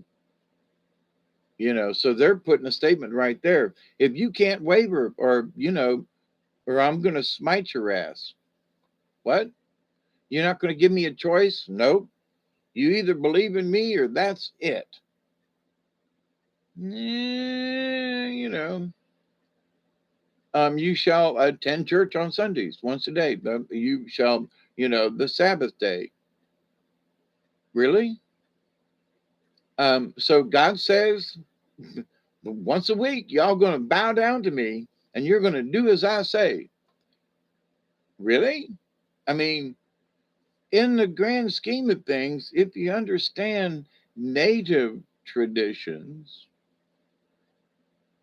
every day is a holy day, not just Sundays. It's an arbitrary day that was picked out by a religion to say this is the day, this is the Sabbath day, and you're going to worship on this day.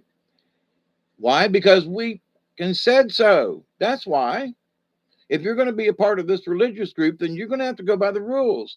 Otherwise, you're a sinner. And otherwise, you're not paying attention to God. And otherwise, you don't love Jesus. What? Because I broke your stupid rule? Or because I didn't participate the way you expected me to? What does that have to do with my spirituality? Nothing. Really. So how's my connection with God? Well, let's you and me have a sit down and chit chat about it, right? Like I'm having now. So I think my connection with the spirit world has increased dramatically, especially during and after my heart attack and certain things. Like the other day, I was watching a football game and go dogs, you know. Um, I was born in Ohio, so it was a hard game for me to. It would have been okay for Ohio to win, but yeah, I'm glad the dogs won. But anyway, but there were some commercials, and from deep within the recesses of my mind, I was getting this kaleidoscope of pictures from back in the 60s watching a football game, sitting around with a couple of guys, and then something else. But there were memories that were triggered here recently that I was like, oh my God, I would have never thought of this in a gazillion years.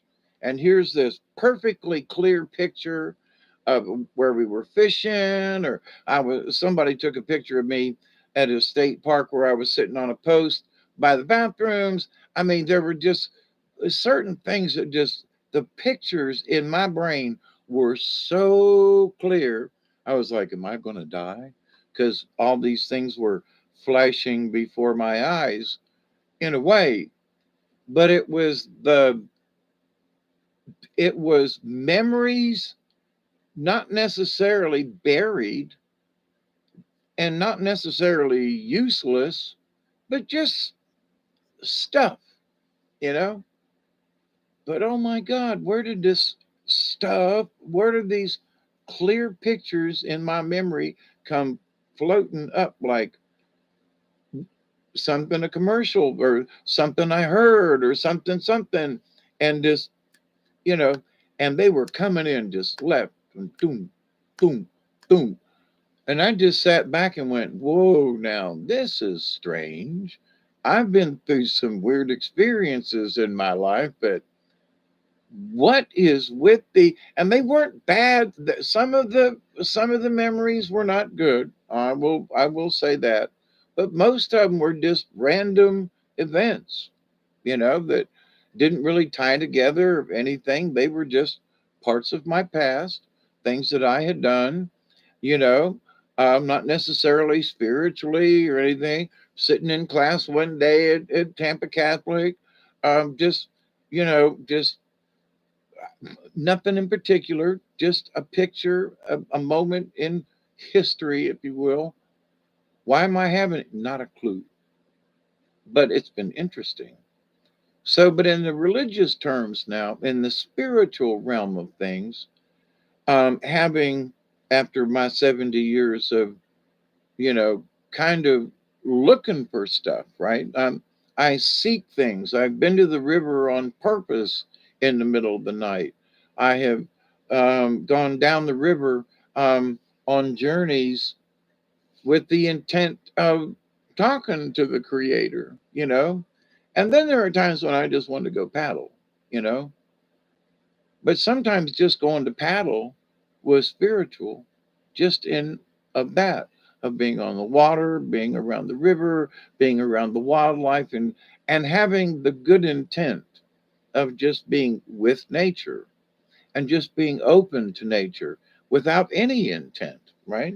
So you just kind of show up and you're there. And then there are the times where I'm going to the river on purpose, or I'm going to this place because it's spiritual to me. I'm going to take my drum and I'm going to do a thing. And then there are times when I just go, right? But I found that for every time I've gone kayaking or gone to the water, it has been spiritual because of my intent of going to the water, which water is spiritual in and of itself. In many ways, over the many, many, many, many, many millennium, in witchcraft and scrying. I mean, there's holy water in the Catholic Church. I mean, water is in a lot of stuff, right? And water is good in a lot of stuff. It does have properties that are spiritual in nature.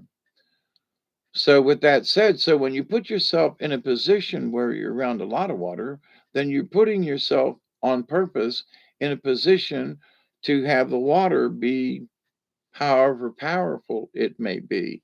If it's sitting on the beach or on a river or on a creek or, sitting in the bathtub, dream of an ocean liner or something. Um, but so our levels of spirituality depending depends upon our level of awareness with these seemingly obscure things. So you're in a church. So in order to be spiritual, you have to abide by the rules.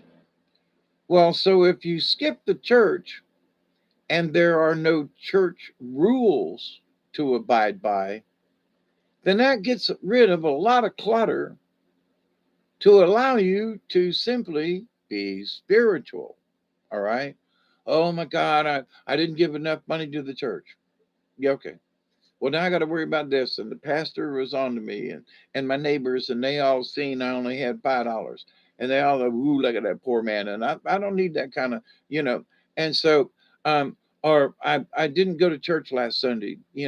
I went and did something else, or I didn't feel like it, or I just said and didn't go. Or they expected me on Wednesday and I didn't go. And I don't go on Wednesdays because that's my pool night with the buddies, and we drink a little beer on Wednesdays. But that's my night at the Moose Lodge, and that honestly used to be my night at the Moose Lodge was Wednesday nights. But and some of the Moose members put it there on purpose so their wives could go to church and they could go and drink.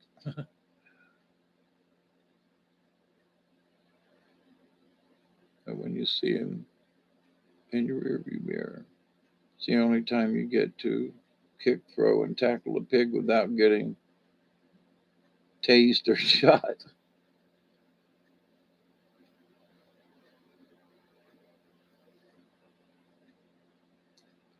Well, Steve, for me, there's only one law by the Creator, then it's to do no harm. And over the many years that I have, dealt with this philosophy, everything will, and can, and does follow or fall under that law of one. If you're, bad in business, or if you're doing this, or, if there's any harm that comes from something that you do, um, and the fact that if you're aware of it and you can avoid any harm that it may cause someone, then, but the law of one just seems to fit. But other people, hey Regen, how are you?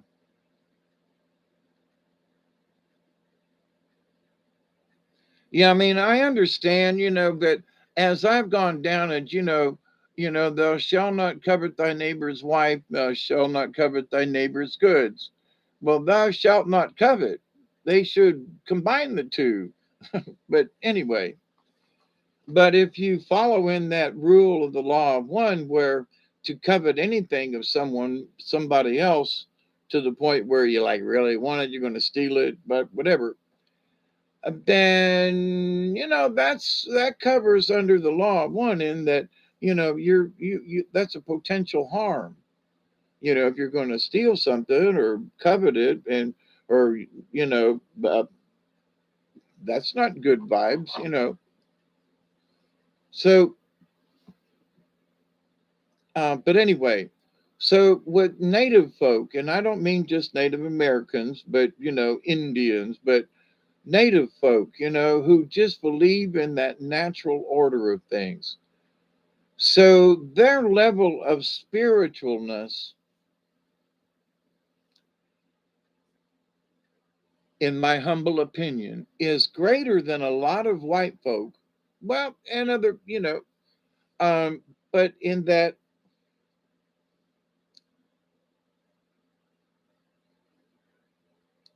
because there isn't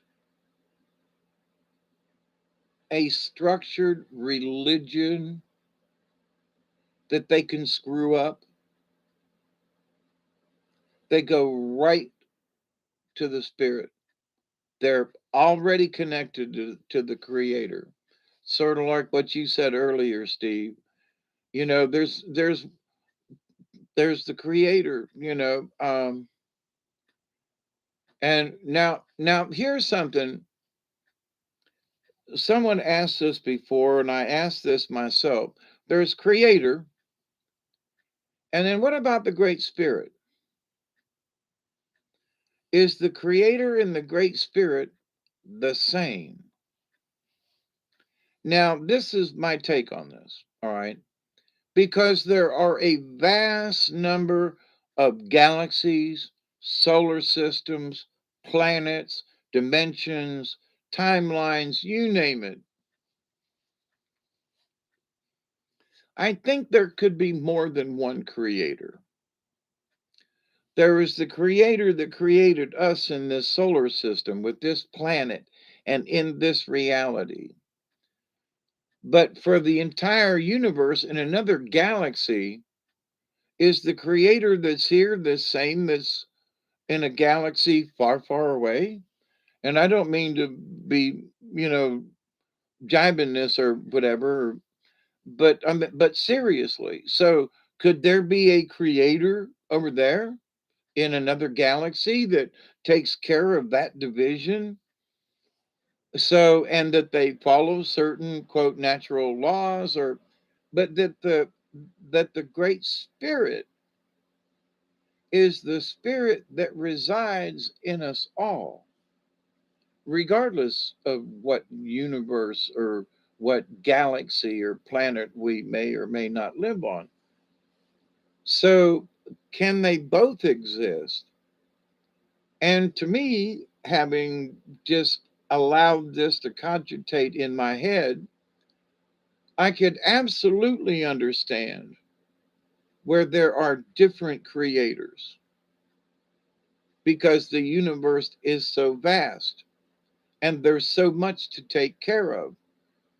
Why wouldn't there be a delegation in the Andromeda strain, and that that who had created the Andromeda, or the Perseids, or Seven Sisters, and what's in there, or what's in Ursa Major, or or Polaris, or the Dog Star Sirius, where native folks believe that our ancestors came from.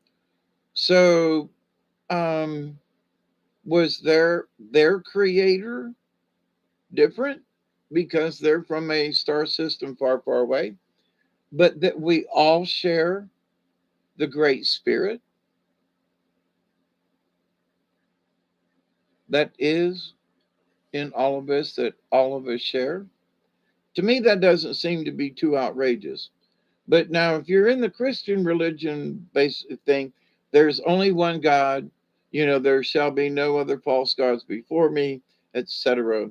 And there can't be any divisions in this. No, and and by the way, all them stars and everything out there, a lot of Christians and folks, they believe that that the planet, and it only goes back 6,500 years or so, and that's when God created the earth, because that if you go back with the Bible and date it out, so um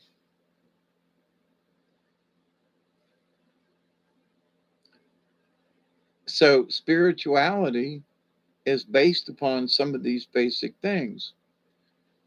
But if you skip all of that and go straight to the spirit and understand that the air that we breathe, we're breathing in billion-year-old carbon.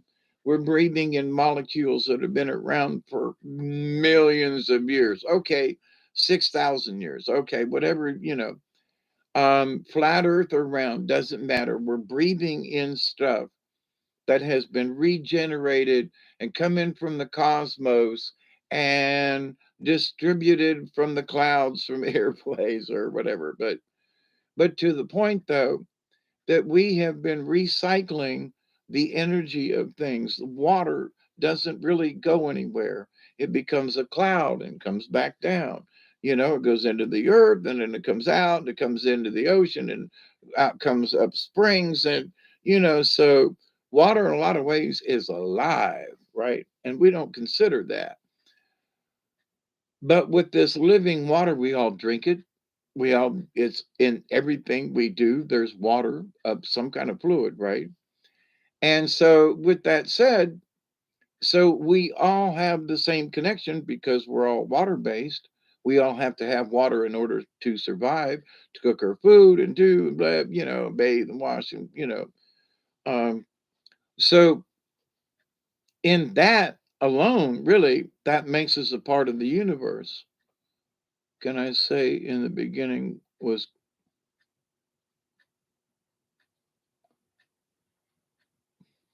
yeah, Regina, your blood pressure's down. That's a good thing. Mine one is 127 over 75 today at the doctor's office. That's that's good news. Both of my doctors are just tickled pink that I'm doing as well as I'm doing under the circumstances. But I'm absolutely going to have my back operated on. Um, and I can't wait. Sign me up tomorrow. I've been reading up on, they give me a pamphlet. There's like 20 pages of what I'm going to have to do and all of this stuff. And it's like, holy crap. They actually would like for you, under with my circumstance, with me and the dog here, they do not want me to come home by myself. They, so they would prefer that I go to a some kind of intermediate, you know. So I'm going to have a conversation with my friends who have already volunteered to keep me for a couple of days. That it might actually be more like 10 days, not just a couple. But anyway, um, but so in this idea of spirit, so one of the things that I realized a few years back when I had my visions and Mother Mary came to me and said, "Look, this is time for you to start, this is what I wanted you to do. This is what I talked to you about when you was 11, 12 years old. This is what I need for you to do, Dave." And that's to tell people that they can be spiritual without having to go through all the muckety muck of religion. Do you believe in doing good things? Yep. Do you believe in helping people? Yep. Do you believe in sending positive energy out to the universe? Yep. Then you're my kind of people. You know, we are the league of like minded beings. Absolutely. Because our thoughts and our prayers and our many of us, you, and your actions and helping others and passing it along and trying to do something good for somebody else. And, tomorrow, the next day, I'm going to have to go in and help my friend Tommy out. He's got a metal lathe that needs to go in his shop. And um, we need to manhandle it into a door. And as much as my poor old crushed back, I wish if I could figure out how to show you my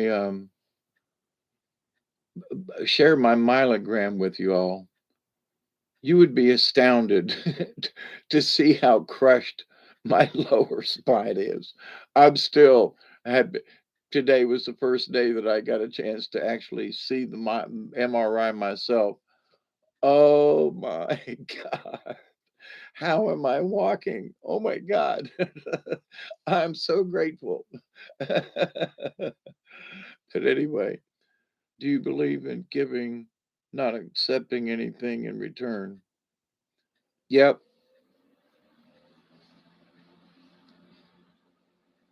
Now, I have to say to that regen, I agree with that. And over the years, it's sort of just my prayers have always been without expecting anything in return.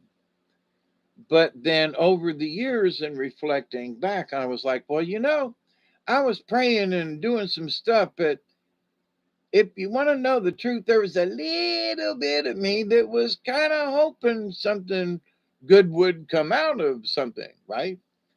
And like, well, because you gotta be brutally honest. Now, there are some folks who will go to help somebody and they literally will, like, well, one of these days you could pay me back or something. They make it obvious they expect something.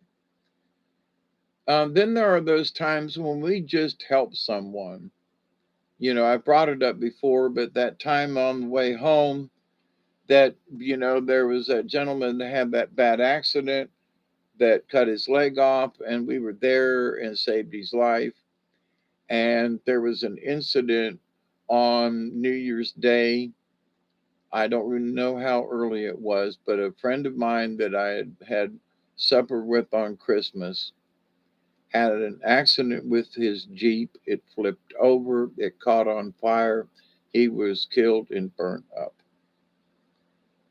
Hopefully, he was not burned up and then killed. But that when we were there on the highway that night, there was nobody there.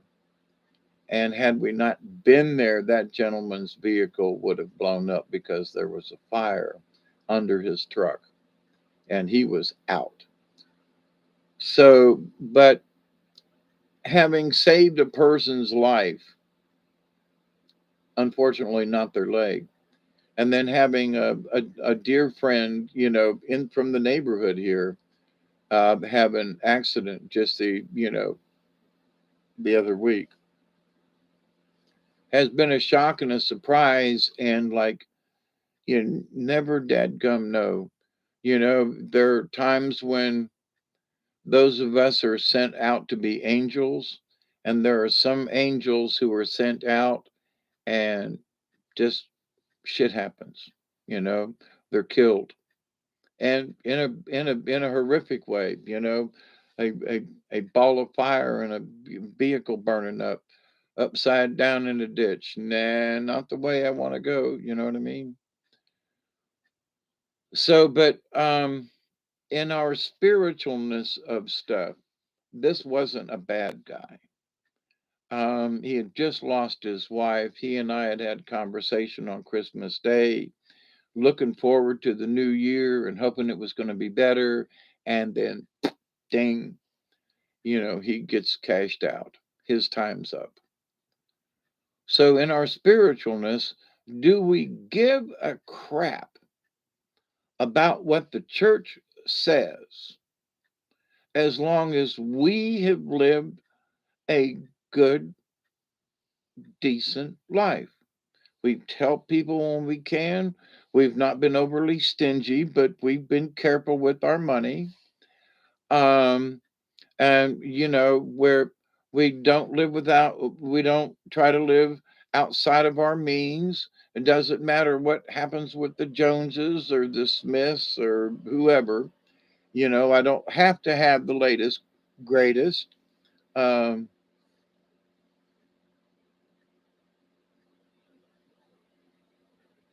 exactly, Steve. We just, for the expression of paying it forward works for me, you know, but I'm not really trying to pay anything forward. You know, you do it with the hopes that your good deed will do good. That's as far as mine goes. My expectations are, if I do a good deed or try to do a good deed, sometimes you do a good deed and it don't work out that well. Got to be careful with them times. But that, when you do a good deed without any, my expectations are, I hope it helps.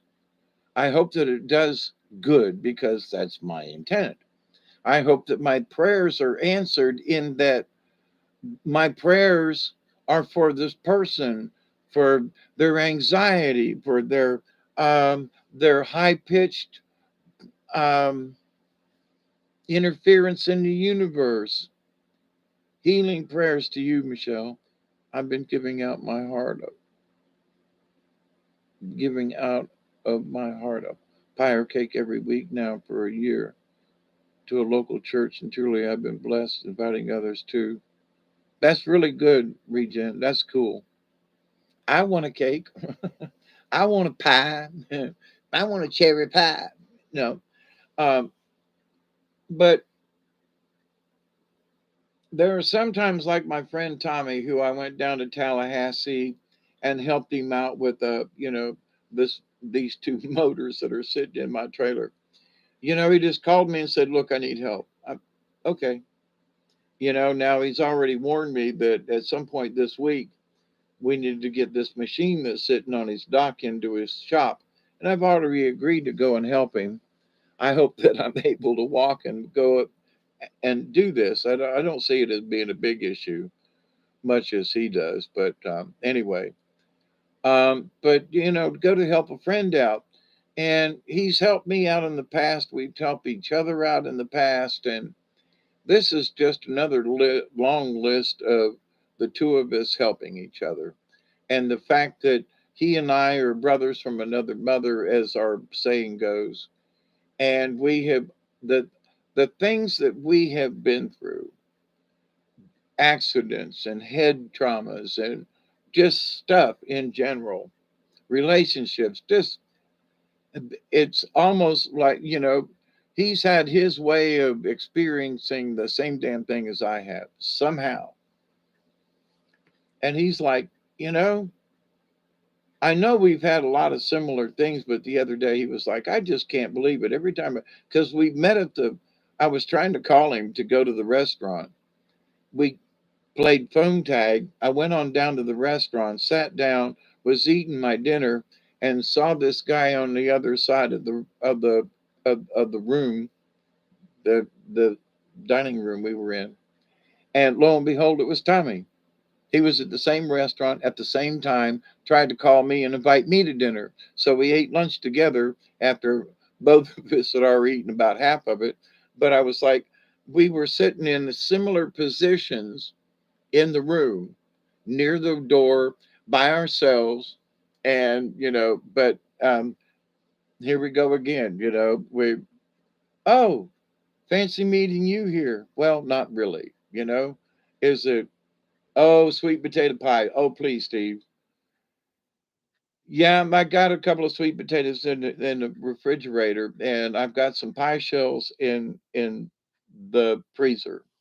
And I'm seriously, I didn't get any sweet tater pie over the holidays, and I'm still craving it. So that has to be on my list of stuff. But anyway, um, I've been giving up my. Oh wait, I still need to go to the VA and get my name on the list of veterans exposed to have. Yes, you do. Yep. What time is it? Oh, it's 2:25 or 6. Oh, let me hit this other pipe. My dear friends, I'm getting tired here, but I wanted to get on and have a little chat with everybody. And it isn't about somebody else's yardstick as far as, are you spiritually aware? It ain't my right to ask you, and it ain't right for you to ask me, technically. Well, if you don't believe in Jesus, then you don't believe in, and therefore you ain't going to make it. And you know what I mean? So the criteria for spirituality, do you believe in a creator or the great spirit? Don't care what religion, don't care what tribe, don't care. Do you believe in a higher self in the universe? Yes or no? Yeah, I believe there's something out there. Good enough for me. Good enough for me. You know, I'm not going to pick it apart. Not going to ask you, are you worshiping? Do you say your prayers? But do you believe there's a higher spiritualness in the universe? Yep. Okay.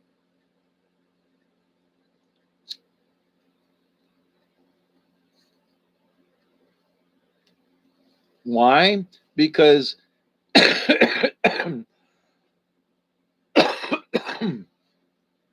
everything in our society and as human beings, society has the yardstick of religion to gauge someone's spiritualness.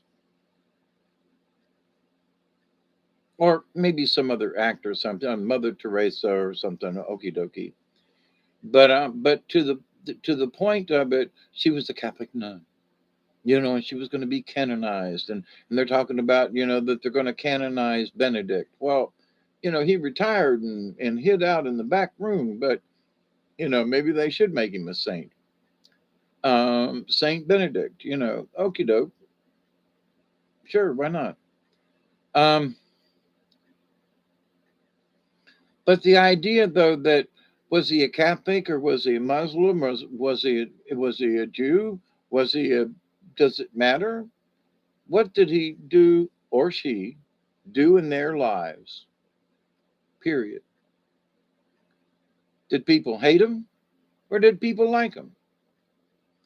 Were they personable in some way? I mean, you can be quiet but still be personable. You don't have to be the center of attention, but you can be at every church meeting.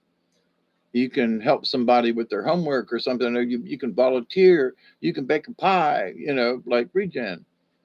But the idea, though, that, other people want to judge us using society's religious yardstick. We should pay less attention to that than our own spiritual well being. How aware are you of nature? How aware are you of other people? How aware of you, now, for many of us, we're just not financially able to help other people. But if my friend needs help with moving a piece of equipment or something, that I can do, at least for now. I'm thinking of all the things I need to get done before I get my back operated on. Because once they operate on it, I'm going to be down for a while, Bubba. It's going to take me at least a month before I can lift more than 15 pounds. I was reading the literature. It is like, I'm going to have to buy a bunch of dog food and have it stored here in the house because they don't even suggest going to the store for the first 2 weeks after your back surgery. And I'm thinking to myself, well, every 2 weeks I got to go because I got to buy dog food and this and that. And I'm like, well, you can't lift more than 5 pounds. Well, hell, there's 3 pounds of food I give out to the cats every day. And oh my God, how am I going to do this? So going to have to, uh, oh, Regen got a problem with the knee. Oh, holy mackerel. Yeah, I've had,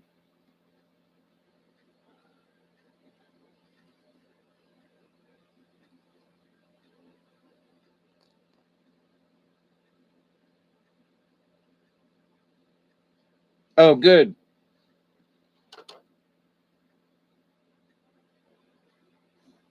Did you have joint trauma, Regen?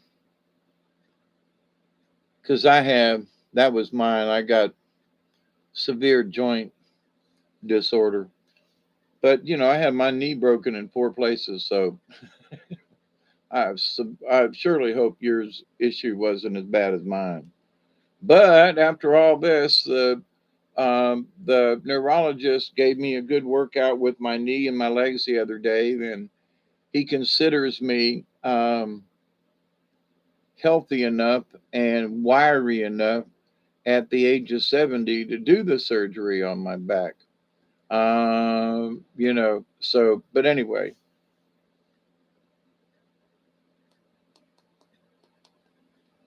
it's going to be a big undertaking for me. And having seen the MRI today, holy shit, my friends. Ain't no prayers going to straighten this out. This going to have, somebody's going to have to do something. It literally looks like an accordion squashed together. Oh my God, it's horrible. I wish I could share it with you. I really do. Not just for myself, but holy crap. This is what a really bad back looks like with bulging disc and the whole 9 yards and scoliosis and sciatica. But anyway, so my dear friends,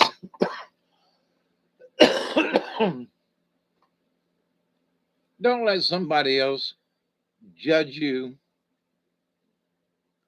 for your spiritual awareness or what they may consider is, well, if you don't go to church on Sundays, then you can't be. You know, don't let them ploy you into their game.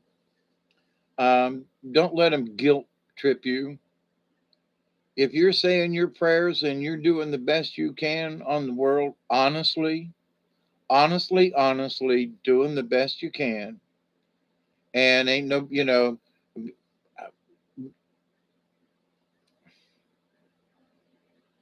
I say there's nobody out there judging you, but there are, because that's what religion is. It's a way to judge other people for their religious belief.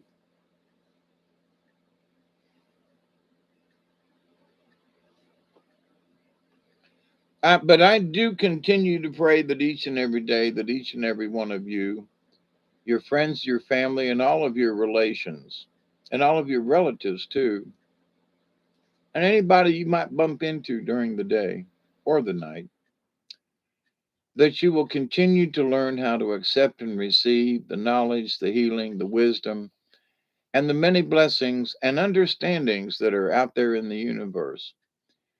Because for me, as I've described and talked about over these years, the spiritualness of things has been the awareness of things.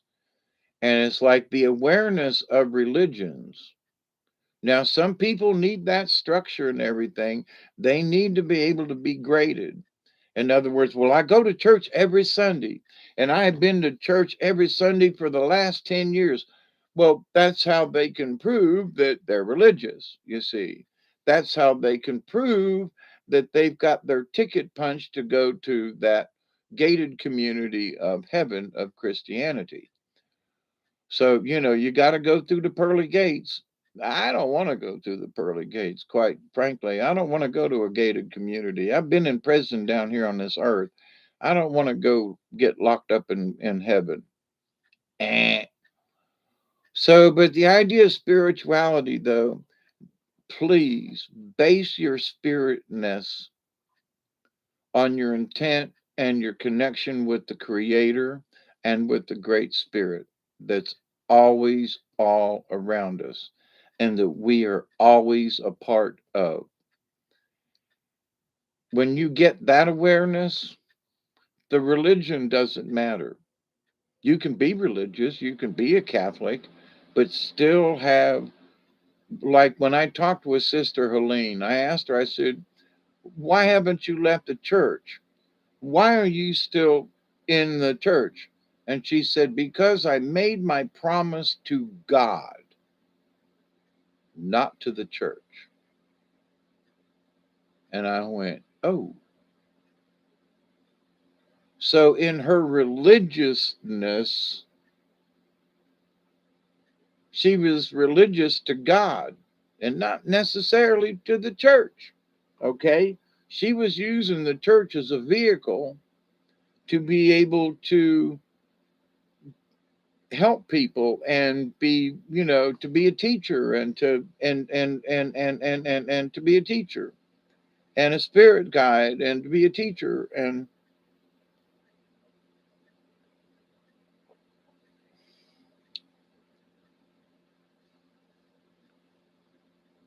so, but her promise was to God, as is mine. So my promise, as I've stated years ago, I even did a video on it way back when, and I said, and I still do maintain, that I am a warrior. I am a prayer warrior for Christ, and which includes the cause and the Charistus. At the time, I did not know that, but it does include it now. It has for a long time. But the idea, though, that I am a prayer warrior for Christ, because I could be from what I understand, Jesus went and studied Eastern traditions and studied Buddha. So if I say I'm a prayer warrior for Christ, I'm kind of including Buddha. I'm kind of including other areas of thinking, not just Christianity. So, and I profess that and still do, so, but my idea of the spirit, goes beyond the church.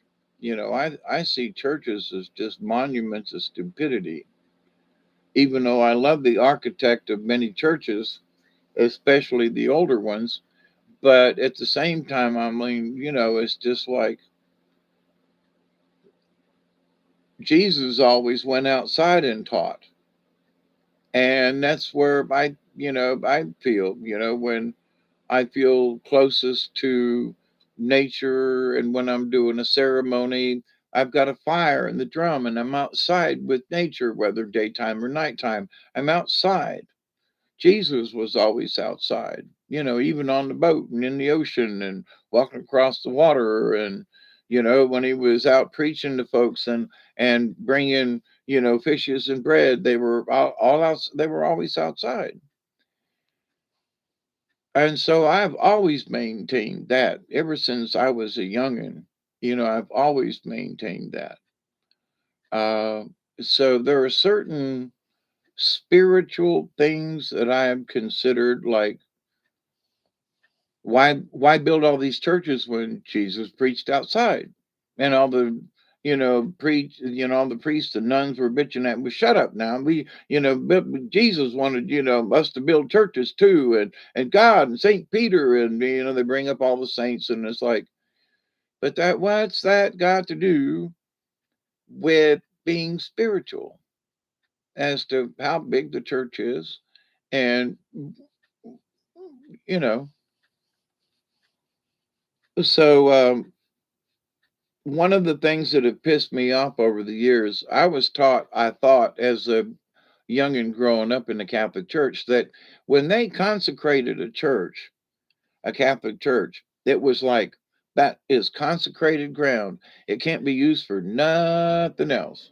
Well, then there's this beautiful old Orthodox church down in the Sulphur Springs that they tore down, which was a chapel from the main church of Most Holy Redeemer. It was a beautiful old church. Oh my God, the architecture. You would think that you were in Moscow or something looking at the architecture of this church. And they just said, well, we can't take care of it anymore, and decided, well, we don't really need two churches for the parish. And anybody over in Sulphur Springs can drive a couple of miles to the new parish. And they shut it down, sold the property, and tore the church down. And I was so pissed off about that. Number one, it was a beautiful church, and the church should have kept it a church, damn it. And with all the money that they've collected and all the stuff, they should have kept it a church. And then somehow the church said, oh, never mind, we need the money. Let's just sell it. It's in the wrong neighborhood, blah, blah, blah. And that was that. So, what happened to the consecrated church? That it would forever be consecrated through Jesus and the church and the thing. And we changed our mind. What? So all of a sudden, depending on the whims of the church, it's either good or bad. Now, see, growing up, I know I'm harping about the Catholic Church, but I'm showing that if you ate meat on Sundays, it was a venial sin. If you stabbed someone or killed somebody or tried to beat them in the head, that's a mortal sin. But now, if you ate meat on Fridays, okay, so, as a child growing up on the carnival, you couldn't get a fish sandwich nowhere, right? Unless there was some place that was having a fish fry. But in working on the carnival, there were corn dogs, hot dogs, chili dogs, this dog, that dog. But there was no fish dog. And so, there were times on Fridays that, a hamburger hot dog was our only choice of a meal. And but we had to go to confession and confess our sin that we ate meat on Friday. So all those years of going through all that trouble, and then one day they said, oh, by the way, it's no longer a sin to eat meat on Fridays. And I went, what? All the sinning, all the, not eating, all of the angst as a youngin' growing up, that I'm trying my best to be a spiritual being. And the church says if I eat meat on Fridays, I'm committing a sin, and it's against God and against Jesus. And I can't do it. And so therefore you should go hungry instead. And when you're a growing boy and you've worked your butt off and you really are hungry and ain't had nothing to eat all day, and it's pressing into the evening, you're going down to the cookhouse and getting a hamburger. And Lord Jesus, I'm going to worry about this later. Lord Jesus, forgive me. But here's the thing, it wasn't against Lord Jesus, it was against the fucking church. I'm sorry, I wasn't going to curse, but it was against the church. So the sin was not a sin, it was a rule that you broke that the church made up. You too, Steve. All right. And you be safe.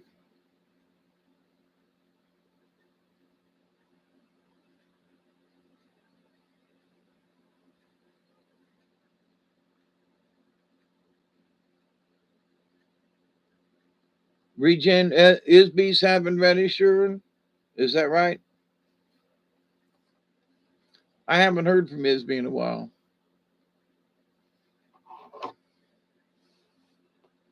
A lot of folks needing prayers out there. Oh my goodness. Some folks have survived some pretty scary things, and there's some other folks that just ain't here no more. It's interesting to say the least. But so with spirituality, um, be careful that you don't use a yardstick that's created by someone out there, a church of some time, a sect, be it Jewish or Muslim or Catholic or Christian or Orthodox. It doesn't matter. It's all, they all have church rules. Okay. So I have spoken with some friends over the last couple of years, and they were like, well, I, it's hard for me to feel spiritual because I feel like I should be going to church. Really? Well, and I've tried to explain that it isn't church that makes you spiritual, but they have a guilty feeling that if I go to church and pray, it's going to count more somehow. Now, way back when, I agreed with this sentiment, and it took me a while, and it took some visions and some conversations with, the mother that said, that's the whole point, Hawkeye. It isn't about the religion. Is it, can you be spiritual without anything? The guidelines are do no harm. Very simple. Do no harm to anyone, anything. Do no harm. And be aware of those things around you and have a good attitude and try to be, helpful, and that's really pretty basic, but it covers so much stuff. But it does not include religion per se, you know. So be spiritual. Continue to learn how to be spiritual because each and every day, this is number two, because each and every day I continue to pray that each and every one of you will continue to learn how to accept and receive the knowledge, the healing, the wisdom, and the many prayers and blessings and levels of understanding and spiritualness in the universe. And in that law of three, that I know is important to you and me, I continue to pray that each and every day, that each and every one of you will continue to learn to be spiritual, to learn how to accept and receive the knowledge, the healing, the wisdom, and the many blessings and understandings from the universe. And that you continue to reject the craziness that's out there in the world. Hawkeye, there's a YouTube channel. Video Church Hillsong.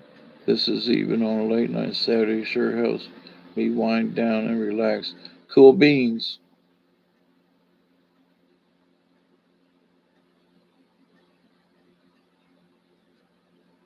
I got my just the other day, Friday in the mail, or was it Saturday, that from my colonoscopy that said I have no cancer, none. My kidney blood test and everything that came back, no cancer. My heart test and everything that came back, the heart cath they did, is a lot better than they were worried about. That's all good. I'm bragging a little bit. I'm actually very surprised and very grateful. I hope Ken, and if you listen to this, Ken, you can call me if you need to. Um, I used to have resources in Tampa. I don't anymore. And I used to live right around the corner from the VA hospital down there in Tampa, literally. I mean, like 10 blocks away, in that end of town. Um, but I was there when they built the VA hospital. But anyway, down on 30th Street and Fowler Avenue. Anyway, but to the point though, we a lot of folks needing prayers, and if Ken needs prayers, we'll send him prayers there too. Um, and you know, Regen and all y'all, there are places that there are books that I have read, um, fiction and nonfiction books,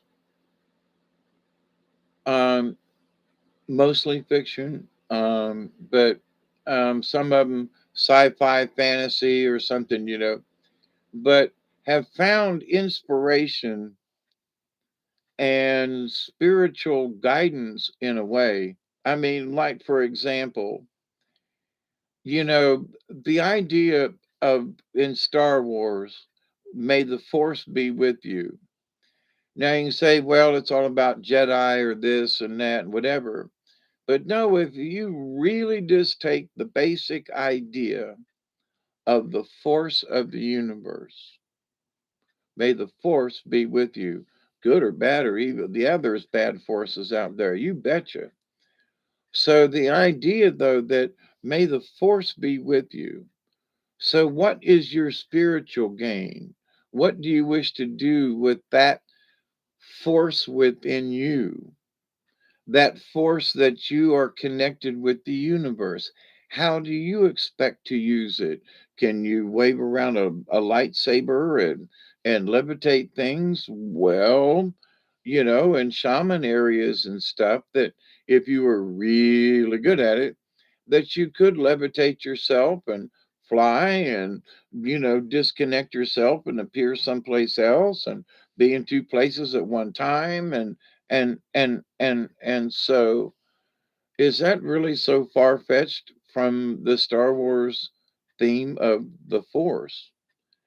Now, of course, it's written and weaved through science fiction stories, but in the universe, some of this crap, in my humble opinion, I think some of this crap is actually probably happening. Okay, at some point between some aliens somewhere on some place there. Oh, by the way, I haven't done an Earth wobble in a while, and tonight me and Duggar went outside before I started the live stream, and the UFO's back tonight. It's down south, wavering and glittering. At least it was before I came in here. So the UFO activity is still going on around this area. By the way, but from the spiritual sense, don't let people sway you into, if you're not a full Christian, if you ain't going to church, then you can't be spiritual and you're not going to make it,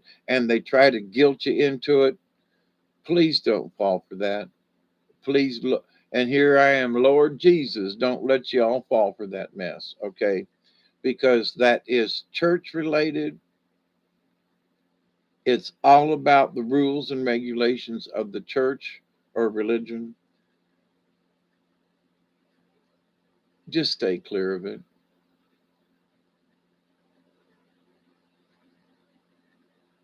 I was inspired, met a singer in a Christian quartet release. Yes, it was getting ready to achieve physical therapy goals, but it's the liver second opinion. Huh.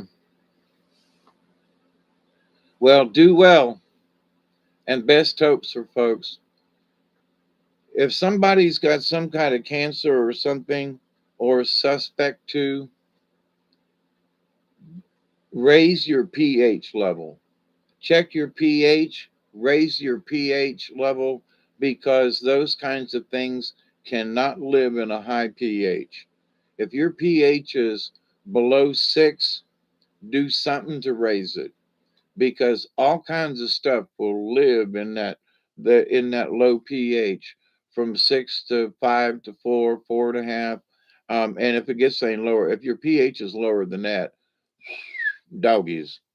Also, that I learned because of my kidney disease, moderate kidney disease, that we don't take enough vitamin D. We just don't. They had me on huge doses for 8 weeks, which I just finished last week. And so now instead of taking one every day, I'm taking two or three because the amount that the body uses and requires, and what our level to keep a good balanced bloodstream thingy out there going on. Because boy howdy, they pulled pints of blood out of me these last several months with all kinds of blood tests. And but there are certain vitamins that we damn sure need to keep up. And we just don't take enough vitamin D. The ones that most of the get are like 50 milligram or something like that. It ain't enough. You should be taking at least three a day.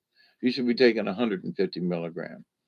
So, but anyway, with your spirituality, over my last 10 years or so of trying to keep my um, I got weighed by two doctors today on two different machines, and I was a half a pound off between the two machines. And I have been 179 to 180 pounds consistently for the last 6 months, 7 months now. So this idea that people have, well, I gain weight when I do this. Listen, you can control your weight.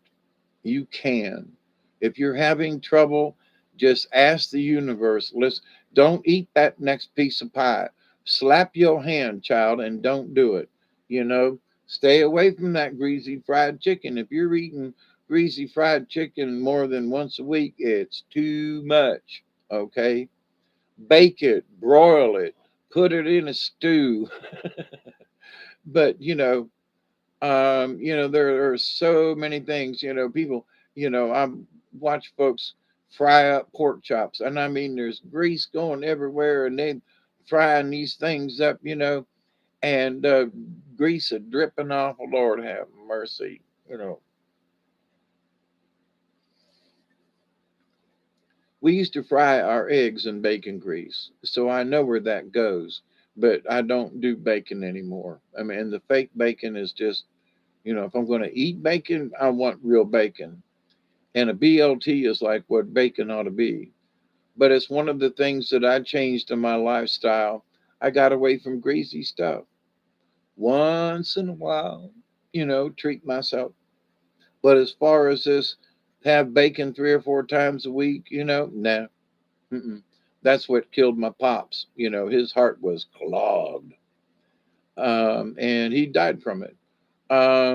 Me, thank you, Jesus, and knock on wood, but with all the tests and everything, and seeing the inside of my heart and seeing what it looks like when the veins are not working properly, and understanding that if that bitch closes up anymore, that part of the heart's going to die. It needs that blood flow, and if it don't get it, you're going to be in deep doo doo. You're going to be gasping for breath and having a heart attack, and the next thing is death. Having already stared that in the face and survived up to this point with it, it's still, even though I'm a lot better off than other folks, etc. Spiritually speaking, um, I'm thinking of those veins and arteries in my heart and wishing them that they would open up and whatever has pinched them closed. So I'm sending my little workers in there, my little Bob the Builder guys, and I'm saying whatever it takes to pop them puppies back open, y'all get in there and see what you can do, you know? So, in my meditation and prayer, and how can I get better? Well, I don't want to get worse. That's key. Everything's humming along okay with my little bit of conditions. So, let's not get any worse, right? So if you're having spiritual issues and life's been a bummer, pick a spot and say, I'm comfortable with what I know at the moment. And sometimes, as the card showed up when I pulled the frog card and some other things also, sometimes you have to let time go by. And I was telling Robert on his channel tonight, I said, what happens today on Tuesday, it's actually now Wednesday, but whatever happens on Tuesday, it ain't going to be the same on Friday. Whatever happens on Wednesday ain't going to be the same as what happens on Thursday. It's going to be a different day. Situations might be similar.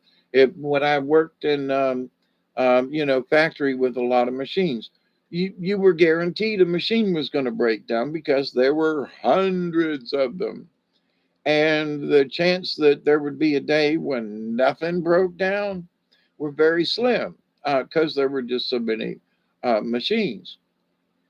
So, but then the day came when nothing broke down. It was like, what? And then the next day or two, it was like all hell broke loose. But there was a day when both plants, not, there was the minor call about something, but nothing really broke down. And we were all like, what the hell did, the guys in maintenance, did you get any major calls today? No. Did you? No. What about this machine? It's running. What about the machine in plant two? It's running. So then, and you just kind of like, don't say nothing, don't jinx it. But those times when nothing would break or slim, so in life, kind of expect the unexpected, especially if you're working and driving back and forth to work. You meet different people and you associate with other folks and stuff. Uh,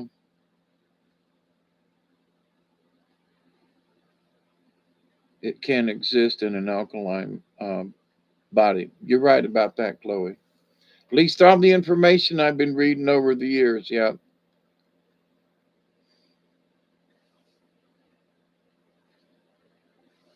But so I continue to hope and pray that everything will continue to go well for everyone. And even at my age, there are still levels of understanding that keep coming in, just different stuff, like, I hadn't thought of it that way. Let me chew my cud on this.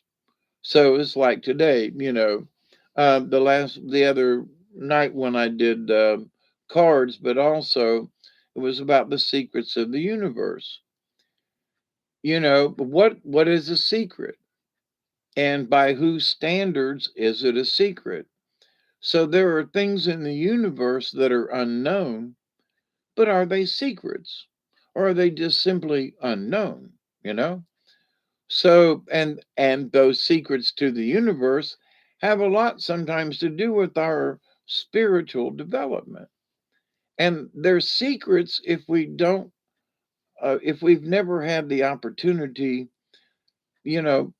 For example, if you've never been camping and have camped somewhere out in the wilderness or at least a state park or something, with a campfire and late at night and you're looking up at the stars or the moon and it's that outside feeling and then the crickets and the thing, it's the whole outdoorsy thing. There's something about it. But if you've never experienced it, it's a simple thing, but if you've never experienced it, then you don't know. Well, I've been outside at night and I've sat around a fire, but have you really camped? Have you slept in a tent?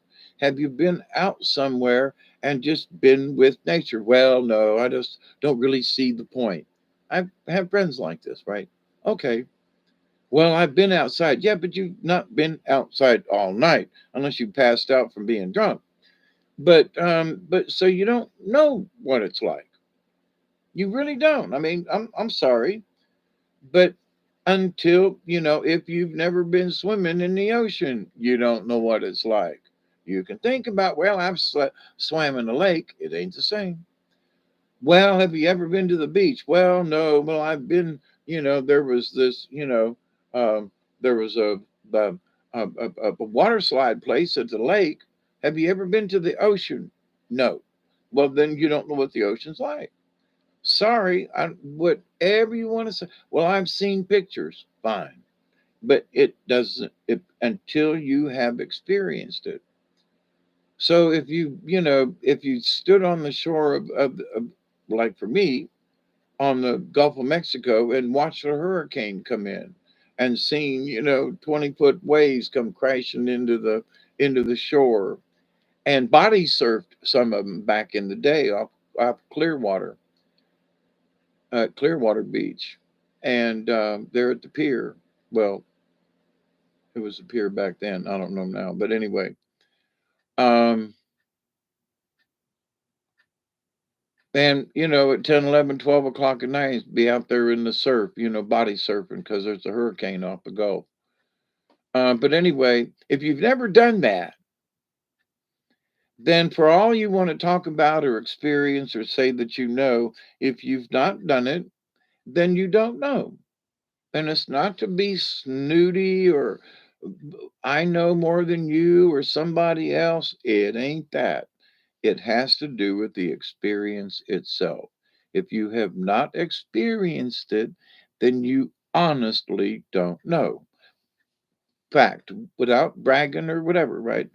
So, in the spiritual realm of things, if you don't sit and pray and meditate or make yourself available to the universe, to like just go outside in your backyard and sit, or walk down to the park, or whatever it is, depending on where you live. For me, I live in a park, right? I just literally go outside my back door and I'm in the woods. But so everybody's got their own place, position, and whatever. But if you don't allow yourself the opportunity to be spiritual by going somewhere out in nature or something and making the effort. I don't really like to go camping, but I'm going to go borrow somebody's tent and go stay at this state park. And, I can get the bathroom's only a short walk across the thing. I can do this, you know, put forth the effort, you know, to have a an experience, which at some point will be spiritual. So, folks that have been on kayaks with me and whatever down in the swamp, they go, "Oh my God, this is so cool down here. Wow, I never thought that it would be like this." There you go, because you've never experienced the the terrain before. You know, it's not that I'm better or this is better or worse or whatever. That isn't it. It's the fact that you have not experienced. That's why I want to go on the with Lakuchi River so bad. It's going to be a totally different experience than some of the other rivers that I've been on. But since I'm not going to be, I can't paddle up the river and float back down. This is going to have to be drop off, float down, get picked up. I need other people. I need another vehicle, and I still haven't been able, after the last 2 years, have been able to drum up anybody that'll go with me. I will pay you, gas money, whatever. Let's go. But to the point though, so the experience of it, whatever it is. So, but if you don't try, say, well, I don't know, I'm going outside and the bugs and the skeeters and, and I don't, the one guy tells me, he's supposed to be an outdoorsy guy. Had been camping with me when he was younger, and I was younger too. And I was like, "Why don't you go camping?" He goes, "Well," and his wife goes, "He can't stand to be away from his bathroom." And I went, "What?" when he does his business once or twice a day, he has to have his bathroom. You're kidding. Nope. He won't go to the toilet and other, and I'm like, well, there you can take and put toilet paper on the seat, you can take your own wipe bums. I mean, and at most state parks or places like that, they're usually pretty clean, you know. Or they have camp hosts and stuff, and the bathrooms are kept up, and um, you won't go camping because you're afraid to take a crap at a public restroom at the campground. Seriously? Yep, that was the answer. And I was like, well, I go camping, and some of the places that I go don't have any kind of toilets. So I have a bucket, a 5-gallon bucket with a plastic toilet seat that clips on the top, and it's my toilet away from home. And I'm comfortable on it, and there you go. And I don't care if there's somebody else's toilet. I got my 5-gallon bucket, and I got my toilet seat. Period. So, but that's the reason you won't go camping. Yep. So you have missed out on all the spiritualness of all the times of being outside because you can't poo unless you're at home. Oh my God. Okie dokie. But I mean, so people have got the weirdest excuses for not doing certain stuff.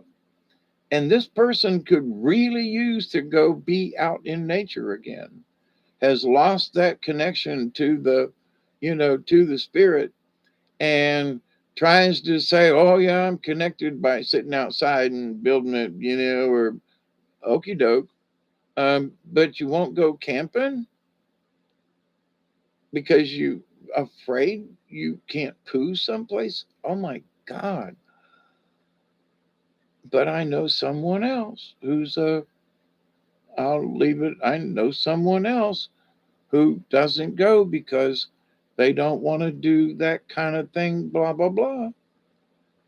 And I'm like, what? Even if they go, uh, they went on a vacation here recently for a couple of days out of the blue, blah, blah, blah. And the wife says to me later, you know, he never left the room except to go to the restaurant. And I was like, y'all went such and such and stayed for, yep, it's 3:12. I'll stay for another few minutes till 3:20 anyway. And I was like, you mean you went there, you stayed 3 days, and he only left the room to go eat? Yep, it's the only time. You mean you didn't go out and you didn't go see the sights? You didn't go? Nope. Well, then why'd you go? I'm, it was like $150 a night room and stuff. And you didn't go anywhere when you got there? No sightseeing? Nope. Did you go down to? Nope. Did you go look at? Nope. Whoa. Uh, and that ain't camping. They were staying in a motel hotel. So, but there are some folks who, no matter what, you try to coerce them, hey, let's go do this thing. And they just won't do it. For whatever reason, there's an excuse. And if they do go, then they don't participate. Or I, okay.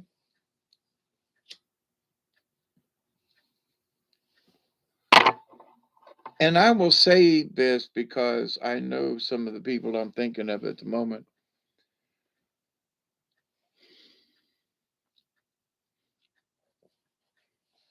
The older of the two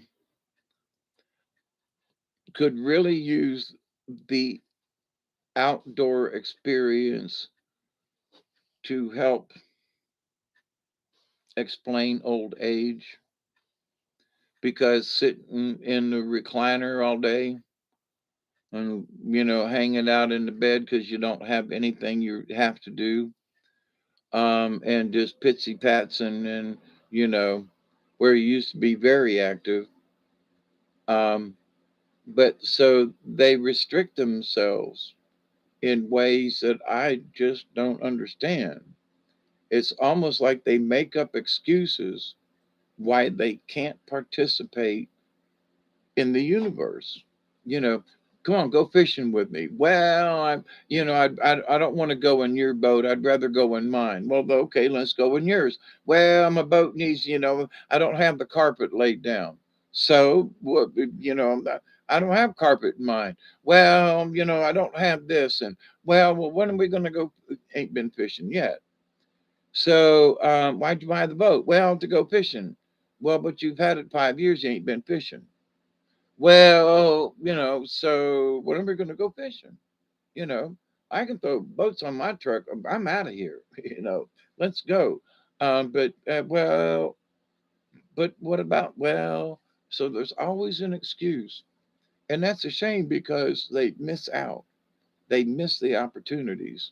So with spiritual growth, you got to give yourself the opportunity, whatever it may be. If it's going out and sitting on a sidewalk, if it's whatever it is, you got to make that effort. You got to make that little bit of extra effort.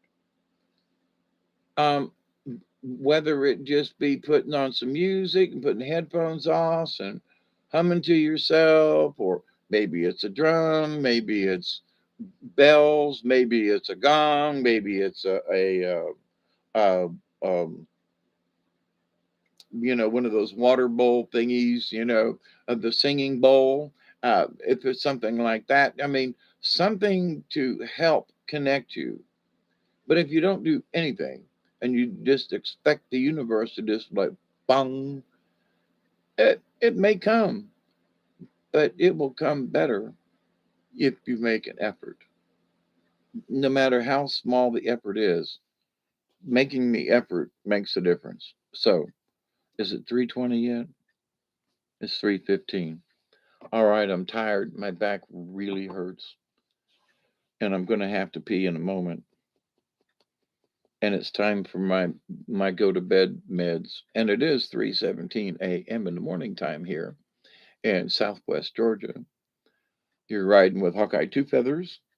I love you all, and I continue to pray that each and every day. This is the fourth one, by the way. That I continue to pray that each and every day, that each and every one of you will continue to learn to accept and receive the knowledge, the healing, the wisdom, and the many blessings in the universe. And so, there are folks who can't get out. There are folks who have other issues and things. I understand that. But sometimes making the effort is internal. If you can't literally go or do some of these things, the effort a lot of times is within. So if you can't do certain things and you just simply can't get this done, or you'd like to, but you can't, so then meditate on that. If you'd love to go to the mountains and you've been to a place, but you can't get back there for whatever reason, then meditate on the place you've been. There are several places. There's a place right now in my head in Arkansas. I can't tell you where it is, but I remember going up on this hill and watching the sun go down, and hearing the song Purple Mountains Majesty above the fruited plain, because the mountains were purple, literally. And I was like, oh my God. So I should have started in a lower key. But anyway, but the idea though that, I had not experienced the Purple Mountains majesty till I was in the mountains of Arkansas. And it's been a bunch of years ago, but I still have that picture of sitting on that this little plateau. The campsite was just below us, and we walked up this little road up to a little higher spot and watched the sun go down. And OMG, you know, and spiritual. It's hard even after all these years. Oh my God, it was beautiful. So those kinds of memories and those kinds of experiences Had I not been to the mountains, had I not made the trip, had I not pushed myself to have that experience, I wouldn't have known what Purple Mountain Majesty meant. It's just a song. But then I saw it. Absolutely sacred and magical. Both of them, Michelle. So sometimes you don't, but take the time if you can, but also to the point, if you can't, there are when I was in jail, I meditated on places in my head. And I went there. And it was one of the things that kept me sane that year I was in prison, because I was not used to being in lockup and all these mean and bad and nasty people around and 24/7 bars and steel and concrete, and in so many ways you had to keep an eye out for that something might happen to you.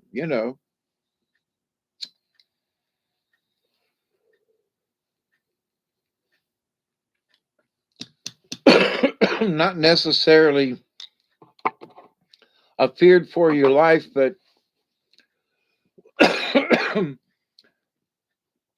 for me, there was Victor, who was a 300-pound black man with a gold star tooth, who loved me. And he was a very gay man, and everybody knew it, and he made sure everybody knew it. And I would wake up in the middle of the night, and Victor would be looking at me because my bunk was here and his bunk was here. I couldn't get anybody to trade with me for shit. But because we were still couldn't reach his bunk with my hand kind of thing.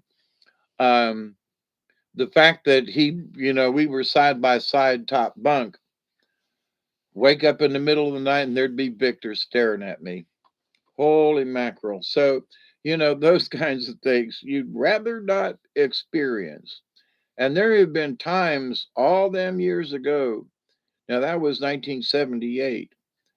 But all them years ago that happened, that I have woke up and had the feeling that, where's Victor? You know, what is his eyes? And he'd be gleaming, and that gold star would shine in the little bit of light that was out in the hallway of the cell block. Yeah, how crystal clear some of those memories can be. I would rather not have had that experience, but at the same time, there was a lesson in that too. Um, you know, Victor and I were buddies, even though I did not participate with what he did, but he respected me.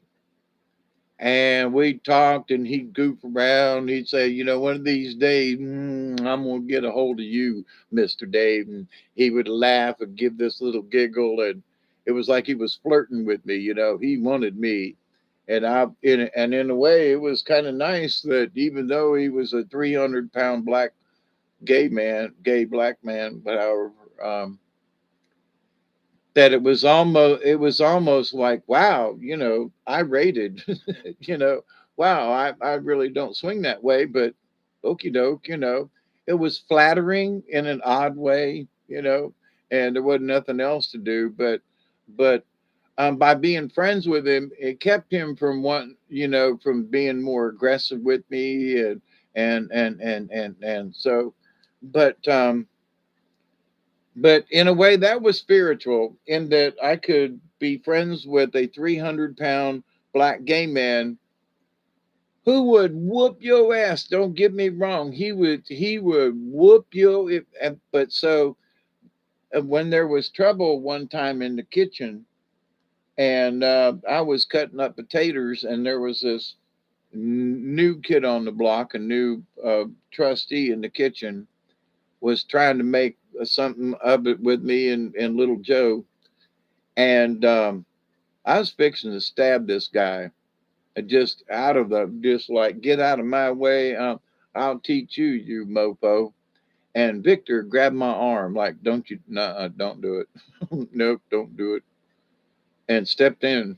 So, and Victor was also the guy that was able to get what we needed yeast to make um, our our wine.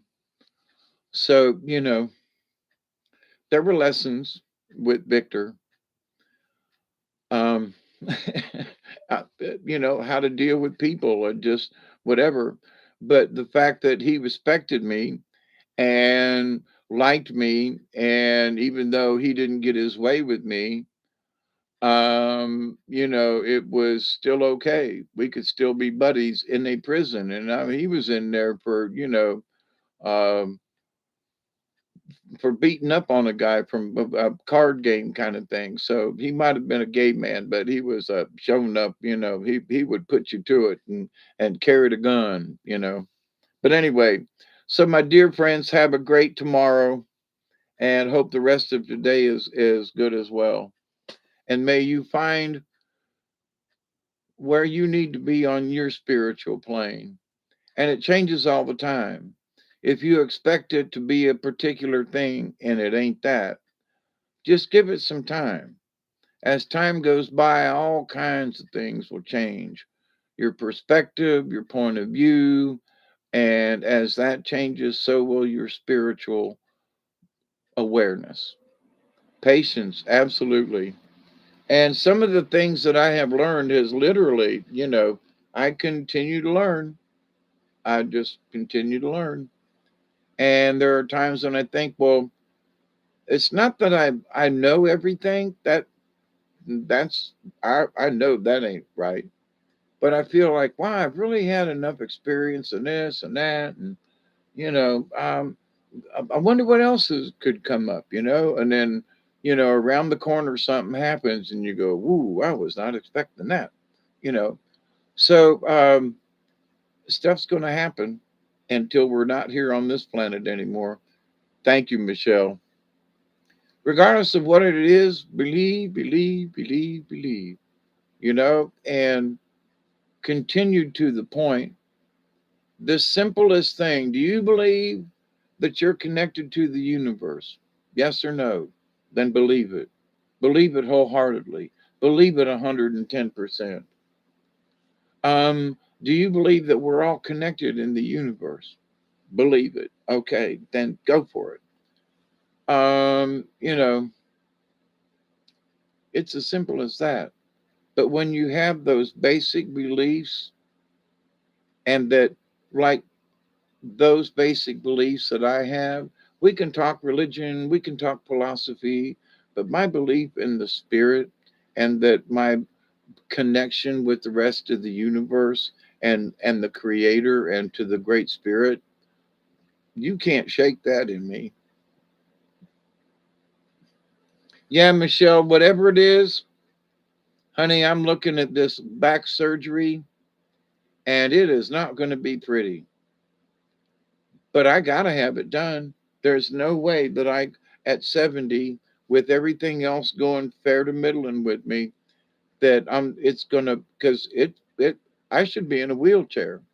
After looking at how my spine is, how I'm able to walk and carry in dog food, and mix cement, and the stuff that I've been doing with the way my spine looks. My doctor looked at me, he says, I don't see how you've been getting along. He said, I really don't see how you're walking. Yeah, I am a nut. I'm crazy. I refuse to give in. I refuse to give up. It's painful. There are a lot of people, if they had my pain, and I ain't bragging, trust me, but if they had my pain, they'd be in a wheelchair. They really would. They would have given up walking. And this last couple of days, I had a bout where I couldn't walk. It simply because the nerve endings were going down my legs so bad. I was making me stumble, and I didn't want to fall, and I literally couldn't walk. So I had to be real careful. But even during that, Duggar's looking at me like, come on, man, we ain't been on a walk in like a day. And I'm looking at him going, I know. So what happens? I get my nappy ass up, as bad as I hurt, and outside we go, and we trudge around the yard, which is a good trudge. It's a good, 400 feet up the driveway to the road. So we trudge up the driveway, we trudge down over to the edge of the woods, and, because I know regardless of how bad I feel, I still got to keep moving.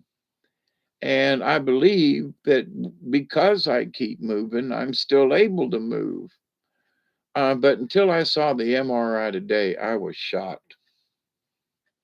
I was shocked. I'm, I can still see it in my head. Oh my God. There were these beautiful, perfect white discs between the dark contrast of the bone.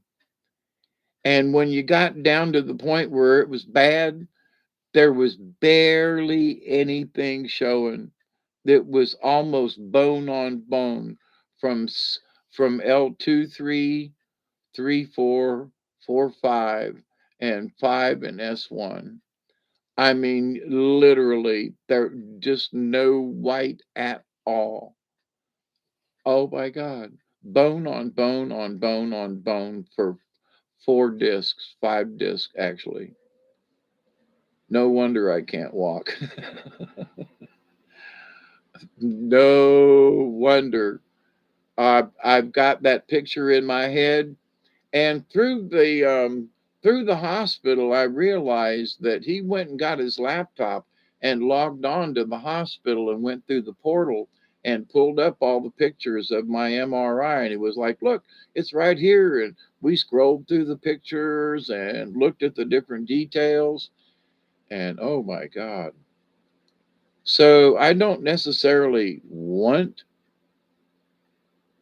back surgery, but I am not going to live like this.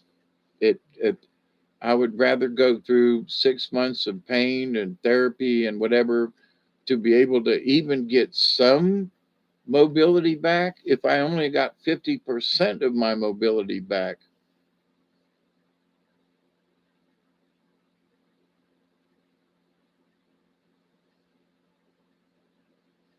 Yeah, I know Witch Moon has issues as well. And Michelle, I just got to say that maybe it's just our constitution. I don't know. But some other friends of mine have not been near as strong with situations like me. And a friend of mine, I won't mention his name, but I already have earlier. He's like, you give me inspiration, and I'm a few years older than he is, and it's like, what keeps you going? How come you're? And I said, because I'm just stubborn and I refuse to give up. I mean, there are times when I can't walk for a couple of days, and so I just, as much as I'd like to go do something, I don't walk. And then when the days come that I can walk, I do as much as I can get done, and I'm grateful. And if I get 2 days in a row, I'm grateful, and I'm grateful for any days. And after seeing the MRI today, I'm like, oh my God, how have I been able to do this? I mean, the bone on bone on bone on bone, it's just like, if being a mechanic and having worked on front ends of cars and stuff, it's like all the bushings are gone on your front end. Your shock absorbers are gone, and everything is clank, clank, clank, metal scraping metal. That's what my lower back looks like. And I mean, it really looks like that. It's not some kind of, well, it's a little bit. No, my God. So, but anyway, um, as I'm sitting here seeing the picture, I'm trying to look inside me as to what it looks like. So I'm kind of projecting this side view of the MRI and how I mean, literally great big white discs in the middle of my back. Everything looks good. And then you get scrunched and there's nothing. So as I'm sitting here discussing it, because I just saw this thing this afternoon, I'm kind of trying to view it in my mind's eye through the picture that I saw of what it looks like in my mind's eye from the inside, if that makes sense. So those vertebrae down there that are all crushed, close my eyes and visualize what does it look like from in here. That's what I'm working on right now. And like if there's any way that I can somehow before surgery or whatever happens, how can I work this out in my head to like ease the pain now that I see it, now that I understand what's crunching what where? I'm when you know what's wrong with with your car or truck or vehicle or something, and you say, well, my brakes are a little bad, and if you stomp on them real hard they'll lock up. Well, so what do? You don't stomp on the brakes. You slow down gradually. There are certain things you can downshift with your if you have a standard transmission, there are things you can do to make your brakes last longer. So in looking at how my bones are and just putting um, metal together and metal together and thinking and looking at the bone and seeing how worn and chipped and little bone fragments growing here and there. Oh my God, that's inside of me. So as I'm thinking the picture, I'm looking at it from my left side because that was the way the machine took the picture. So not only did it take a picture from the side, but it took a picture down the spine this way, and also from the top, looking down the spine, like if he was looking at it from my head, down the spinal canal and everything. Very interesting.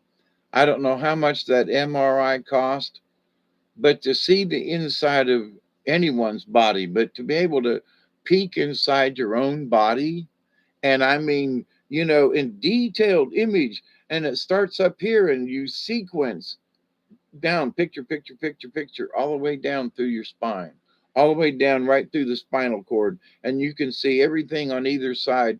It's amazing. Yeah, I felt like I was cooked like a hot dog, but oh my God, the pictures are amazing. It's in a way,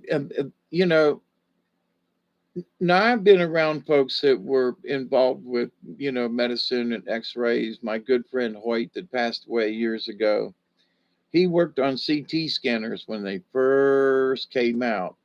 So I was involved in ways with, how the machines worked, and I was trying to learn it myself. And, at one time I was like, if I learned enough of this, I could work on scanners myself. And then he passed away. So there went my teacher uh, person, mentor. But so anyway, so I've had an idea of how some of this stuff would work for going back to the 80s. And having been x-rayed and photographed a bunch of times with my neck, the old conventional ways and things and stuff over the years. So I've had my own share of being around x-ray machines and things. But this time around, and seeing how the new technology works, oh my flipping God. Uh, and I think that I have access to the MRI through the portal thingy at the hospital myself. So I got to check on this because after seeing it today with my doctor at the hospital, I want to go look at this thing again. It's just amazing. So, my dear friends, have a great Wednesday. Y'all go get some sleep. I got to rest my back. It's really bothering me. And it's time to take my go to bed pill. So pleasant dreams, y'all. Cheers. Keep the faith. What little bit you may have, it'll grow. And like me and Michelle continue, Your angels support you. I absolutely believe that I have angel help in that. Yep. And there are times when I'm telling you, I go through periods when I want to give the F up. I don't want to do this. Please, don't put this on me. And it'll last for a short period of time. And I used to be depressed a lot. And I used to drink and do stuff and want to commit suicide and all that kind of stuff. You've heard me talk about this, and it was very real. So, not trying to make brownie points or get somebody's sympathy. Oh, no, it wasn't that at all. I really felt like I did not belong and did not want to be here. But, after that, it's like, that's where I know that sometimes you can have this feeling of depression. And sometimes, if you'll just be patient, wait a day or two, sometimes just like magic, you'll just feel better about the situation or something will change or something. But the simple fact that a day or two has changed the perspective, then therefore, you're not as ill or not as stressed or whatever. Uh,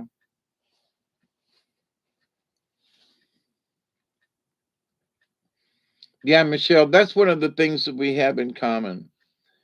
But in my these latter years, I mean, I used to get so frustrated about that. Oh, how do I feel right this moment? Oh, I don't know. I'm having a panic attack. It's all about this moment right now. Could care less about an hour or two from now. Could care less about, tomorrow or the next day or Friday, but it was all about, oh, I can't control my feelings right now. Well, and in the end, after coming off of some of these medicines that I was on and all the beer and booze, just shut up and just listen. Well, how do you feel? I feel, in a panic. Well, shut up, calm down. But I feel okay. Quit making it worse. Yes, you feel panicky. So what are you going to do? I feel panicky and I don't want to feel panicky. So what do you want to feel like? I want to feel calm. So don't feel panicky, then feel calm, dumbass. You know. Well, don't be a dumbass about it. Then if you're freaking out, and what's the opposite of that? I don't want to freak out. Well, then I want to feel calm. Then deep breath, calm down,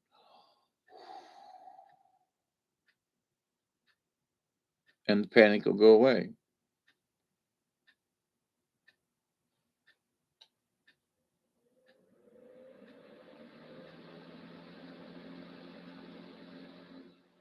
Yep. That's why I'm here a lot over the years. Don't give up. You know, I've tried giving up so many times over the many years.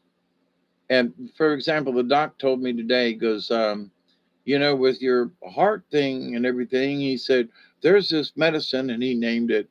And rang a bell, and he was like, it's sort of like a mood stabilizer.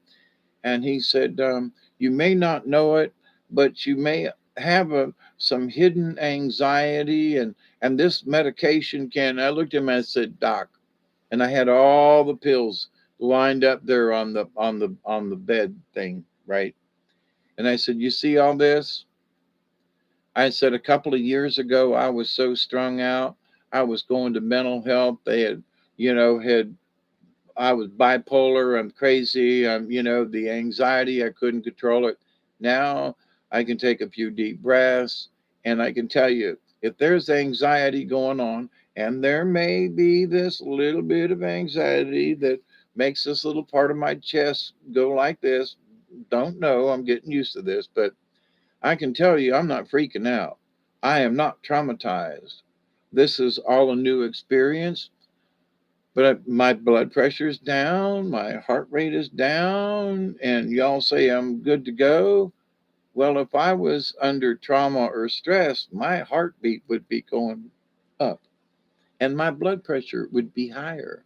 because my pulse would be higher. It ain't. Everything's so.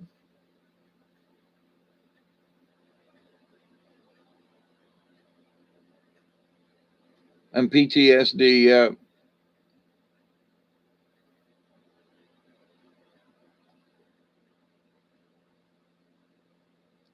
And that's one of the things, Michelle, as you know, and some of others of you, that is one of the reasons why I'm here at 3 and 4 in the morning. Because if somebody's out there is having a bad day or having a bad night, or just feeling lonely, there have been times when, you know, I have listened to folks years ago when YouTube was first coming out good, and just hear another person's voice, and so I'm continuing to understand my role in all this, if you will.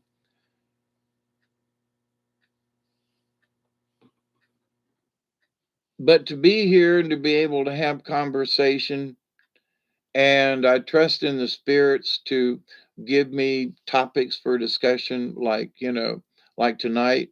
I know there are people out there going, who gives a rat's poot about what my spiritual level is, or do I care, or how do I relate? What is my gauge? Am I spiritual or not? Does God love me? And Jesus loves me, this I know, for the Bible tells me so. Okay. Um, yeah, loneliness can be very painful. And for all the times that there's nobody around me, and I'm not bitching or complaining, but I don't get a phone call, don't get an email. Now, Michelle and I, we have little text back and forth, but they're, brothers, sisters, other folks, folks that claim, oh, I'm going to keep up with you and I'm really worried about you. Ain't heard a toot from them. Not that I'm expecting it, but they promised. Okay. So, but it seems that some folks' promises are just meant to be broken. I don't know how else to put it. But I still love them, I still care, and still send prayers out for whatever their shortcoming is. Well, you told me, I didn't ask you, I didn't solicit. You told me that, and you didn't. You never say anything about it, and actually, you have avoided it. You went the opposite direction. You're afraid to talk to me or look me in the eye or okey doke, you know. That isn't my problem, it's yours. But to this point, though, of being lonely, though, I just a couple of years ago and here recently, even after the heart attack, especially after the heart attack,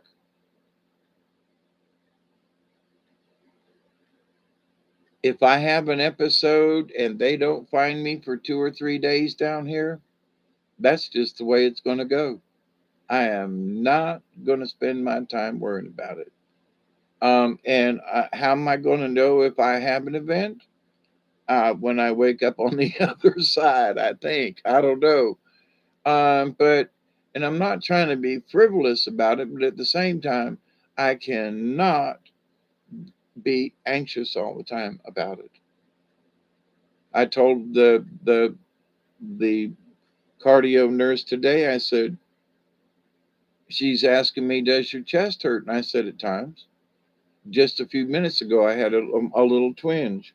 Does that mean I'm having a heart attack? I don't know. I don't think I am. My pulse isn't racing. I don't think, there are these other things. I'm sitting here having a chat with y'all. But was that angina? Was that, oh, angina? Oh, angina be me. Yeah, anyway. So, but there is an odd little pain right there, and it comes and goes. Am I having a heart attack? Well, you tell me that everything looks good, so must not be. So whatever it is, but it's there. And if you want me to be honest, yeah. And sometimes it's a little painful. It's more a nuisance than anything. But should I rush to the hospital? Well, hell, if that happens, I'd just be sitting at the hospital all the time. So, but one of these times, is that going to be the event that actually something really does happen? I don't know. I'm just going to have to, you know, live the best I can and take my meds and hope for the best. That's all I can say. But am I stressed about it? There's an underlying little bit there. I won't lie to you. But it's more of a, I don't really know what this is, so I'm going to keep taking my meds and keep plodding along, and we'll just see. Fingers crossed. So, but anyway, I said I was going to go to bed an hour ago, and I'm still here. Trust your journey.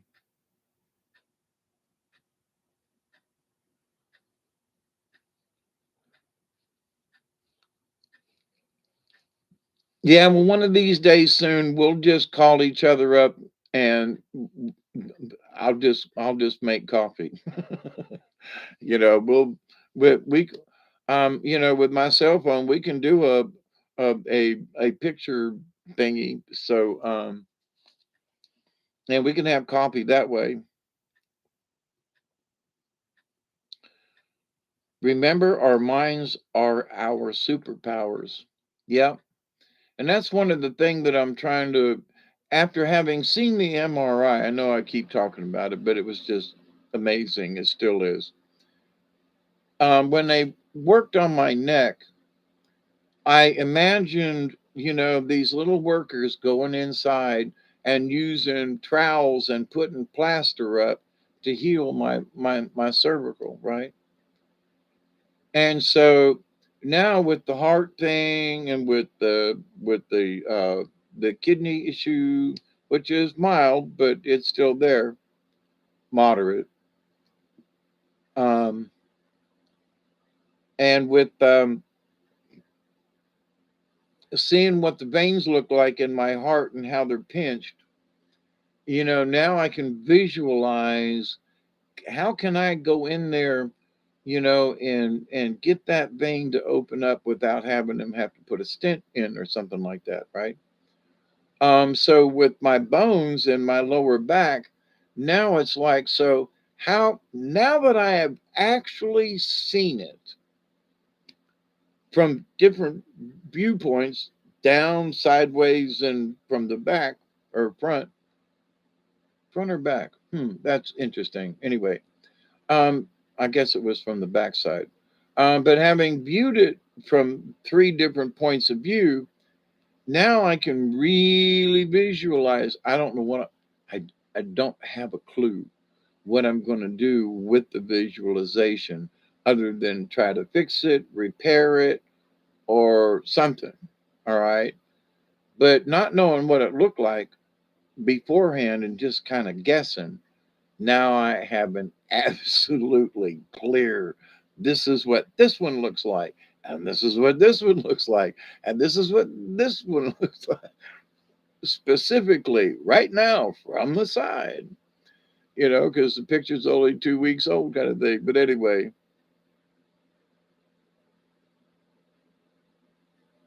fear weakens a bunch of our systems, to be more specific. Yeah, the stomach, yeah, absolutely. Well, I'm yawning a good bit, so it's been absolutely great hanging out with you. And Michelle, I'm hoping that after all this stuff that's gone on here, and I quite frankly, um, I forgot to plug my damn cell phone in, and the battery went dead, and then I couldn't find it, and it was like I didn't find it, and I plugged it in real quick to go to the doctor's office just so I'd have a phone with me. But I'm like, I I completely lost it right here in my little area. But here's the thing that I know, that with my visualization, I may not be able to repair it, but I can see it for my daily adjustments. And some days now I can see why the bone is pressing against the nerves really bad. And I can say, I know where this spot is on my spine, and those two bones have moved, and that pressure is even more today. So I'm going to wiggle and twist my lower spine. I'm going to do my little stretchy exercises to get my bones to line up.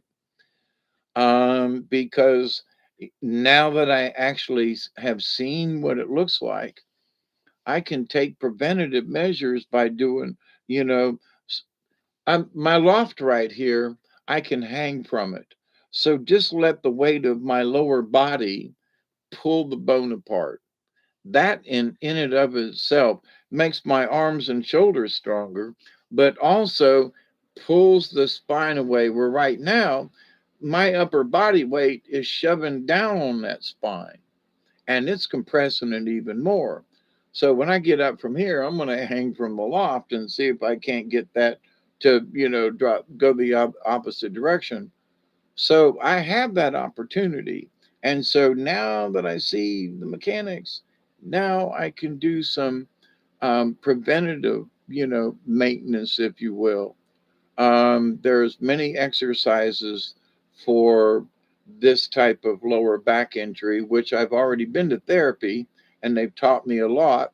And reading this book that they gave me, I've learned a lot from there too. So I know all of these isometric type of exercises. Yeah, I know what I'm working with. I mean, I swear to God, if I can share the screen sometime and get what it looks like, it's it's creepy freaky cool. It's cool and creepy freaky that it's not just the inside of a body, it's the inside of my body. But to see the damage done to the spine like firsthand, it's just amazing. I'm still, I've been talking about it now for an hour. I can't quit yapping. But I'll be thinking about it. And if I could share the pictures with you, I would. It's just amazing.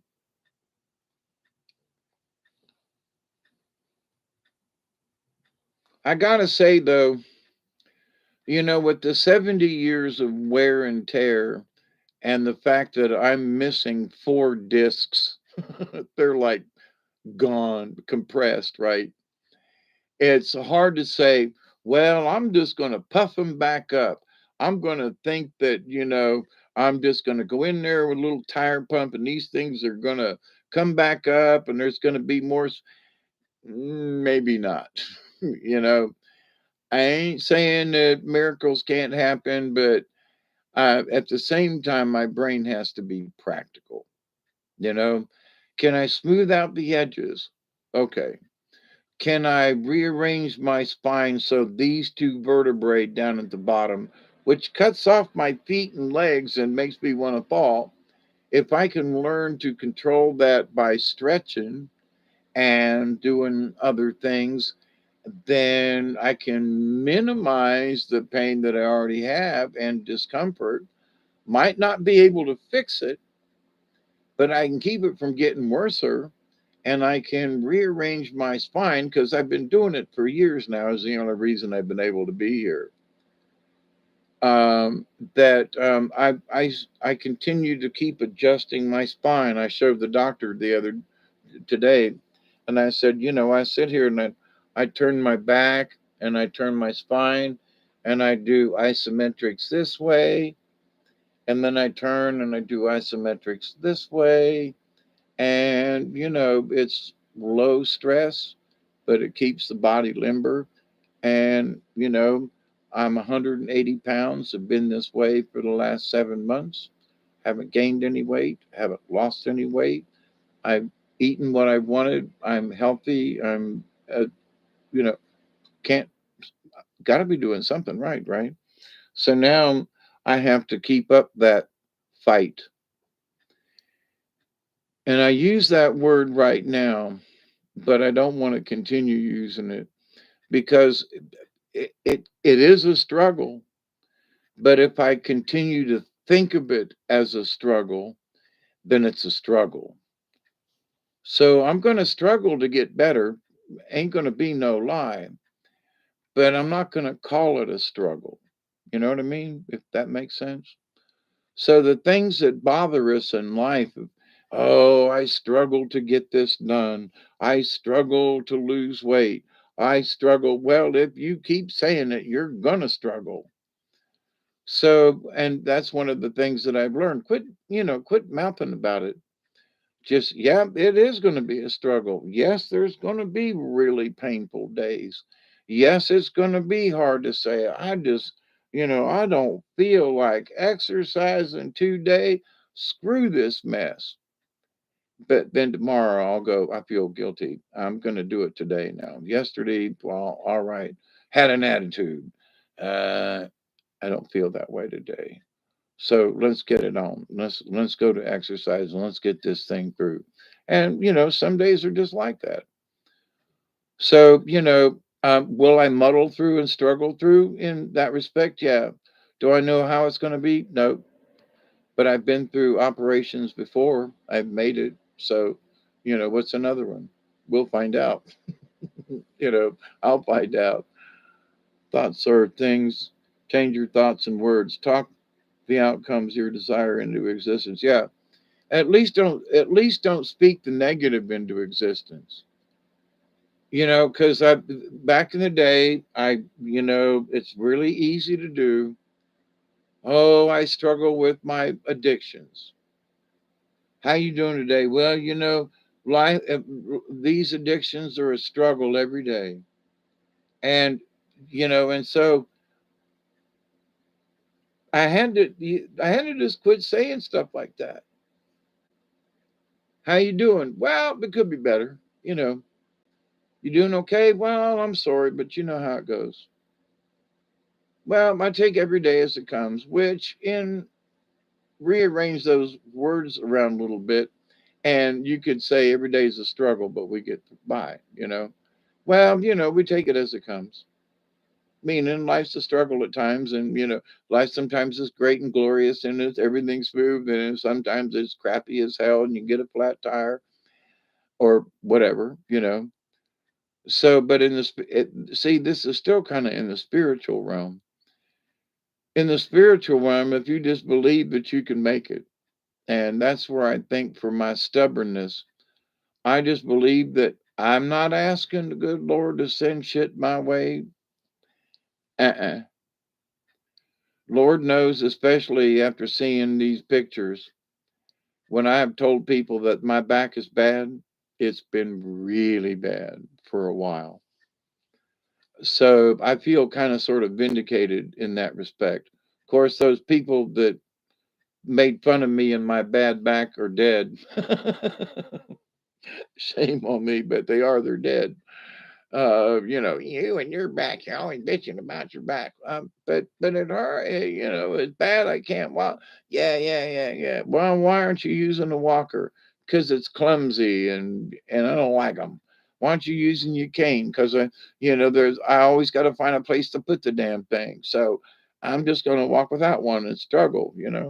I use the struggle word. See. So, but I was in a wheelchair and I did use a cane everywhere I went. And I did do. So, and my back's in worse shape than it was. But determination, I'm determined. I'm going to figure it out. Do I know how it's going to work out? No. But I have the determination to say, I'm going to figure it out. If it's one day at a time, if it's 1 week at a time, if it's 1 minute at a time, whatever it is, I'm going to figure it out. That's all. And after all these years, that's what I've learned. I don't know what's going to do. I don't know. Is this going to work? Not sure. But I do know this, it will work itself out. So that's what I believe. And that's what I have my faith in. So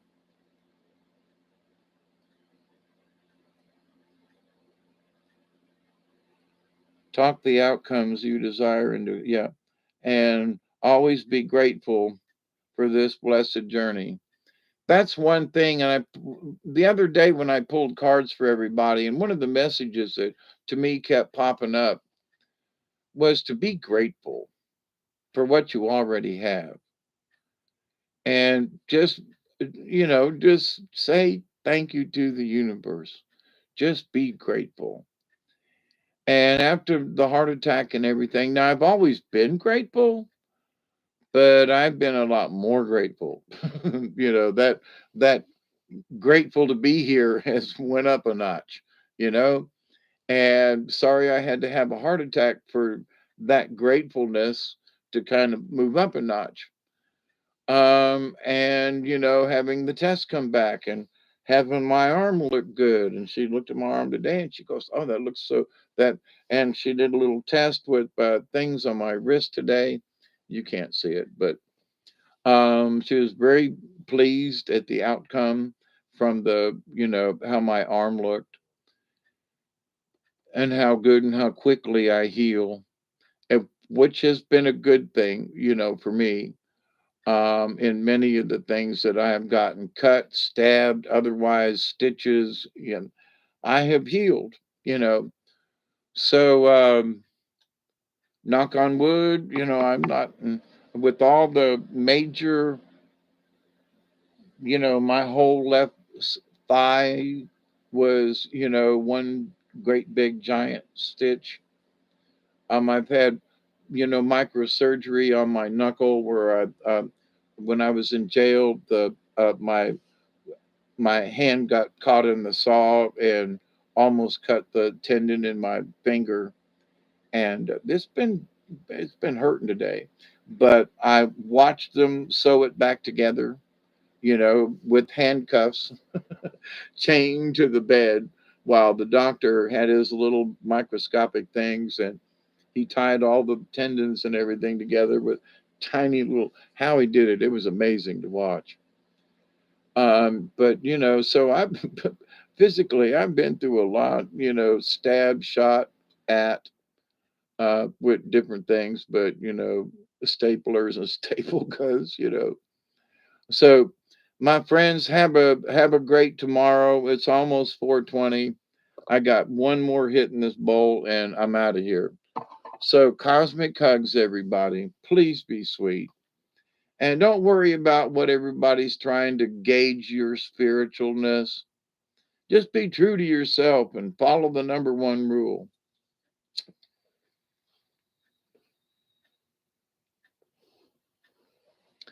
And in and in the long run, you won't go wrong. So cheers everybody until next time. Please be safe and please be safe and stay healthy. It's not hard to do. Michelle, until next time. And we really need to do coffee sometime, girl. I love you all. Please, please, please have faith. Believe, believe, believe, believe, believe. Love you. Cheers, everybody. Bye till next time.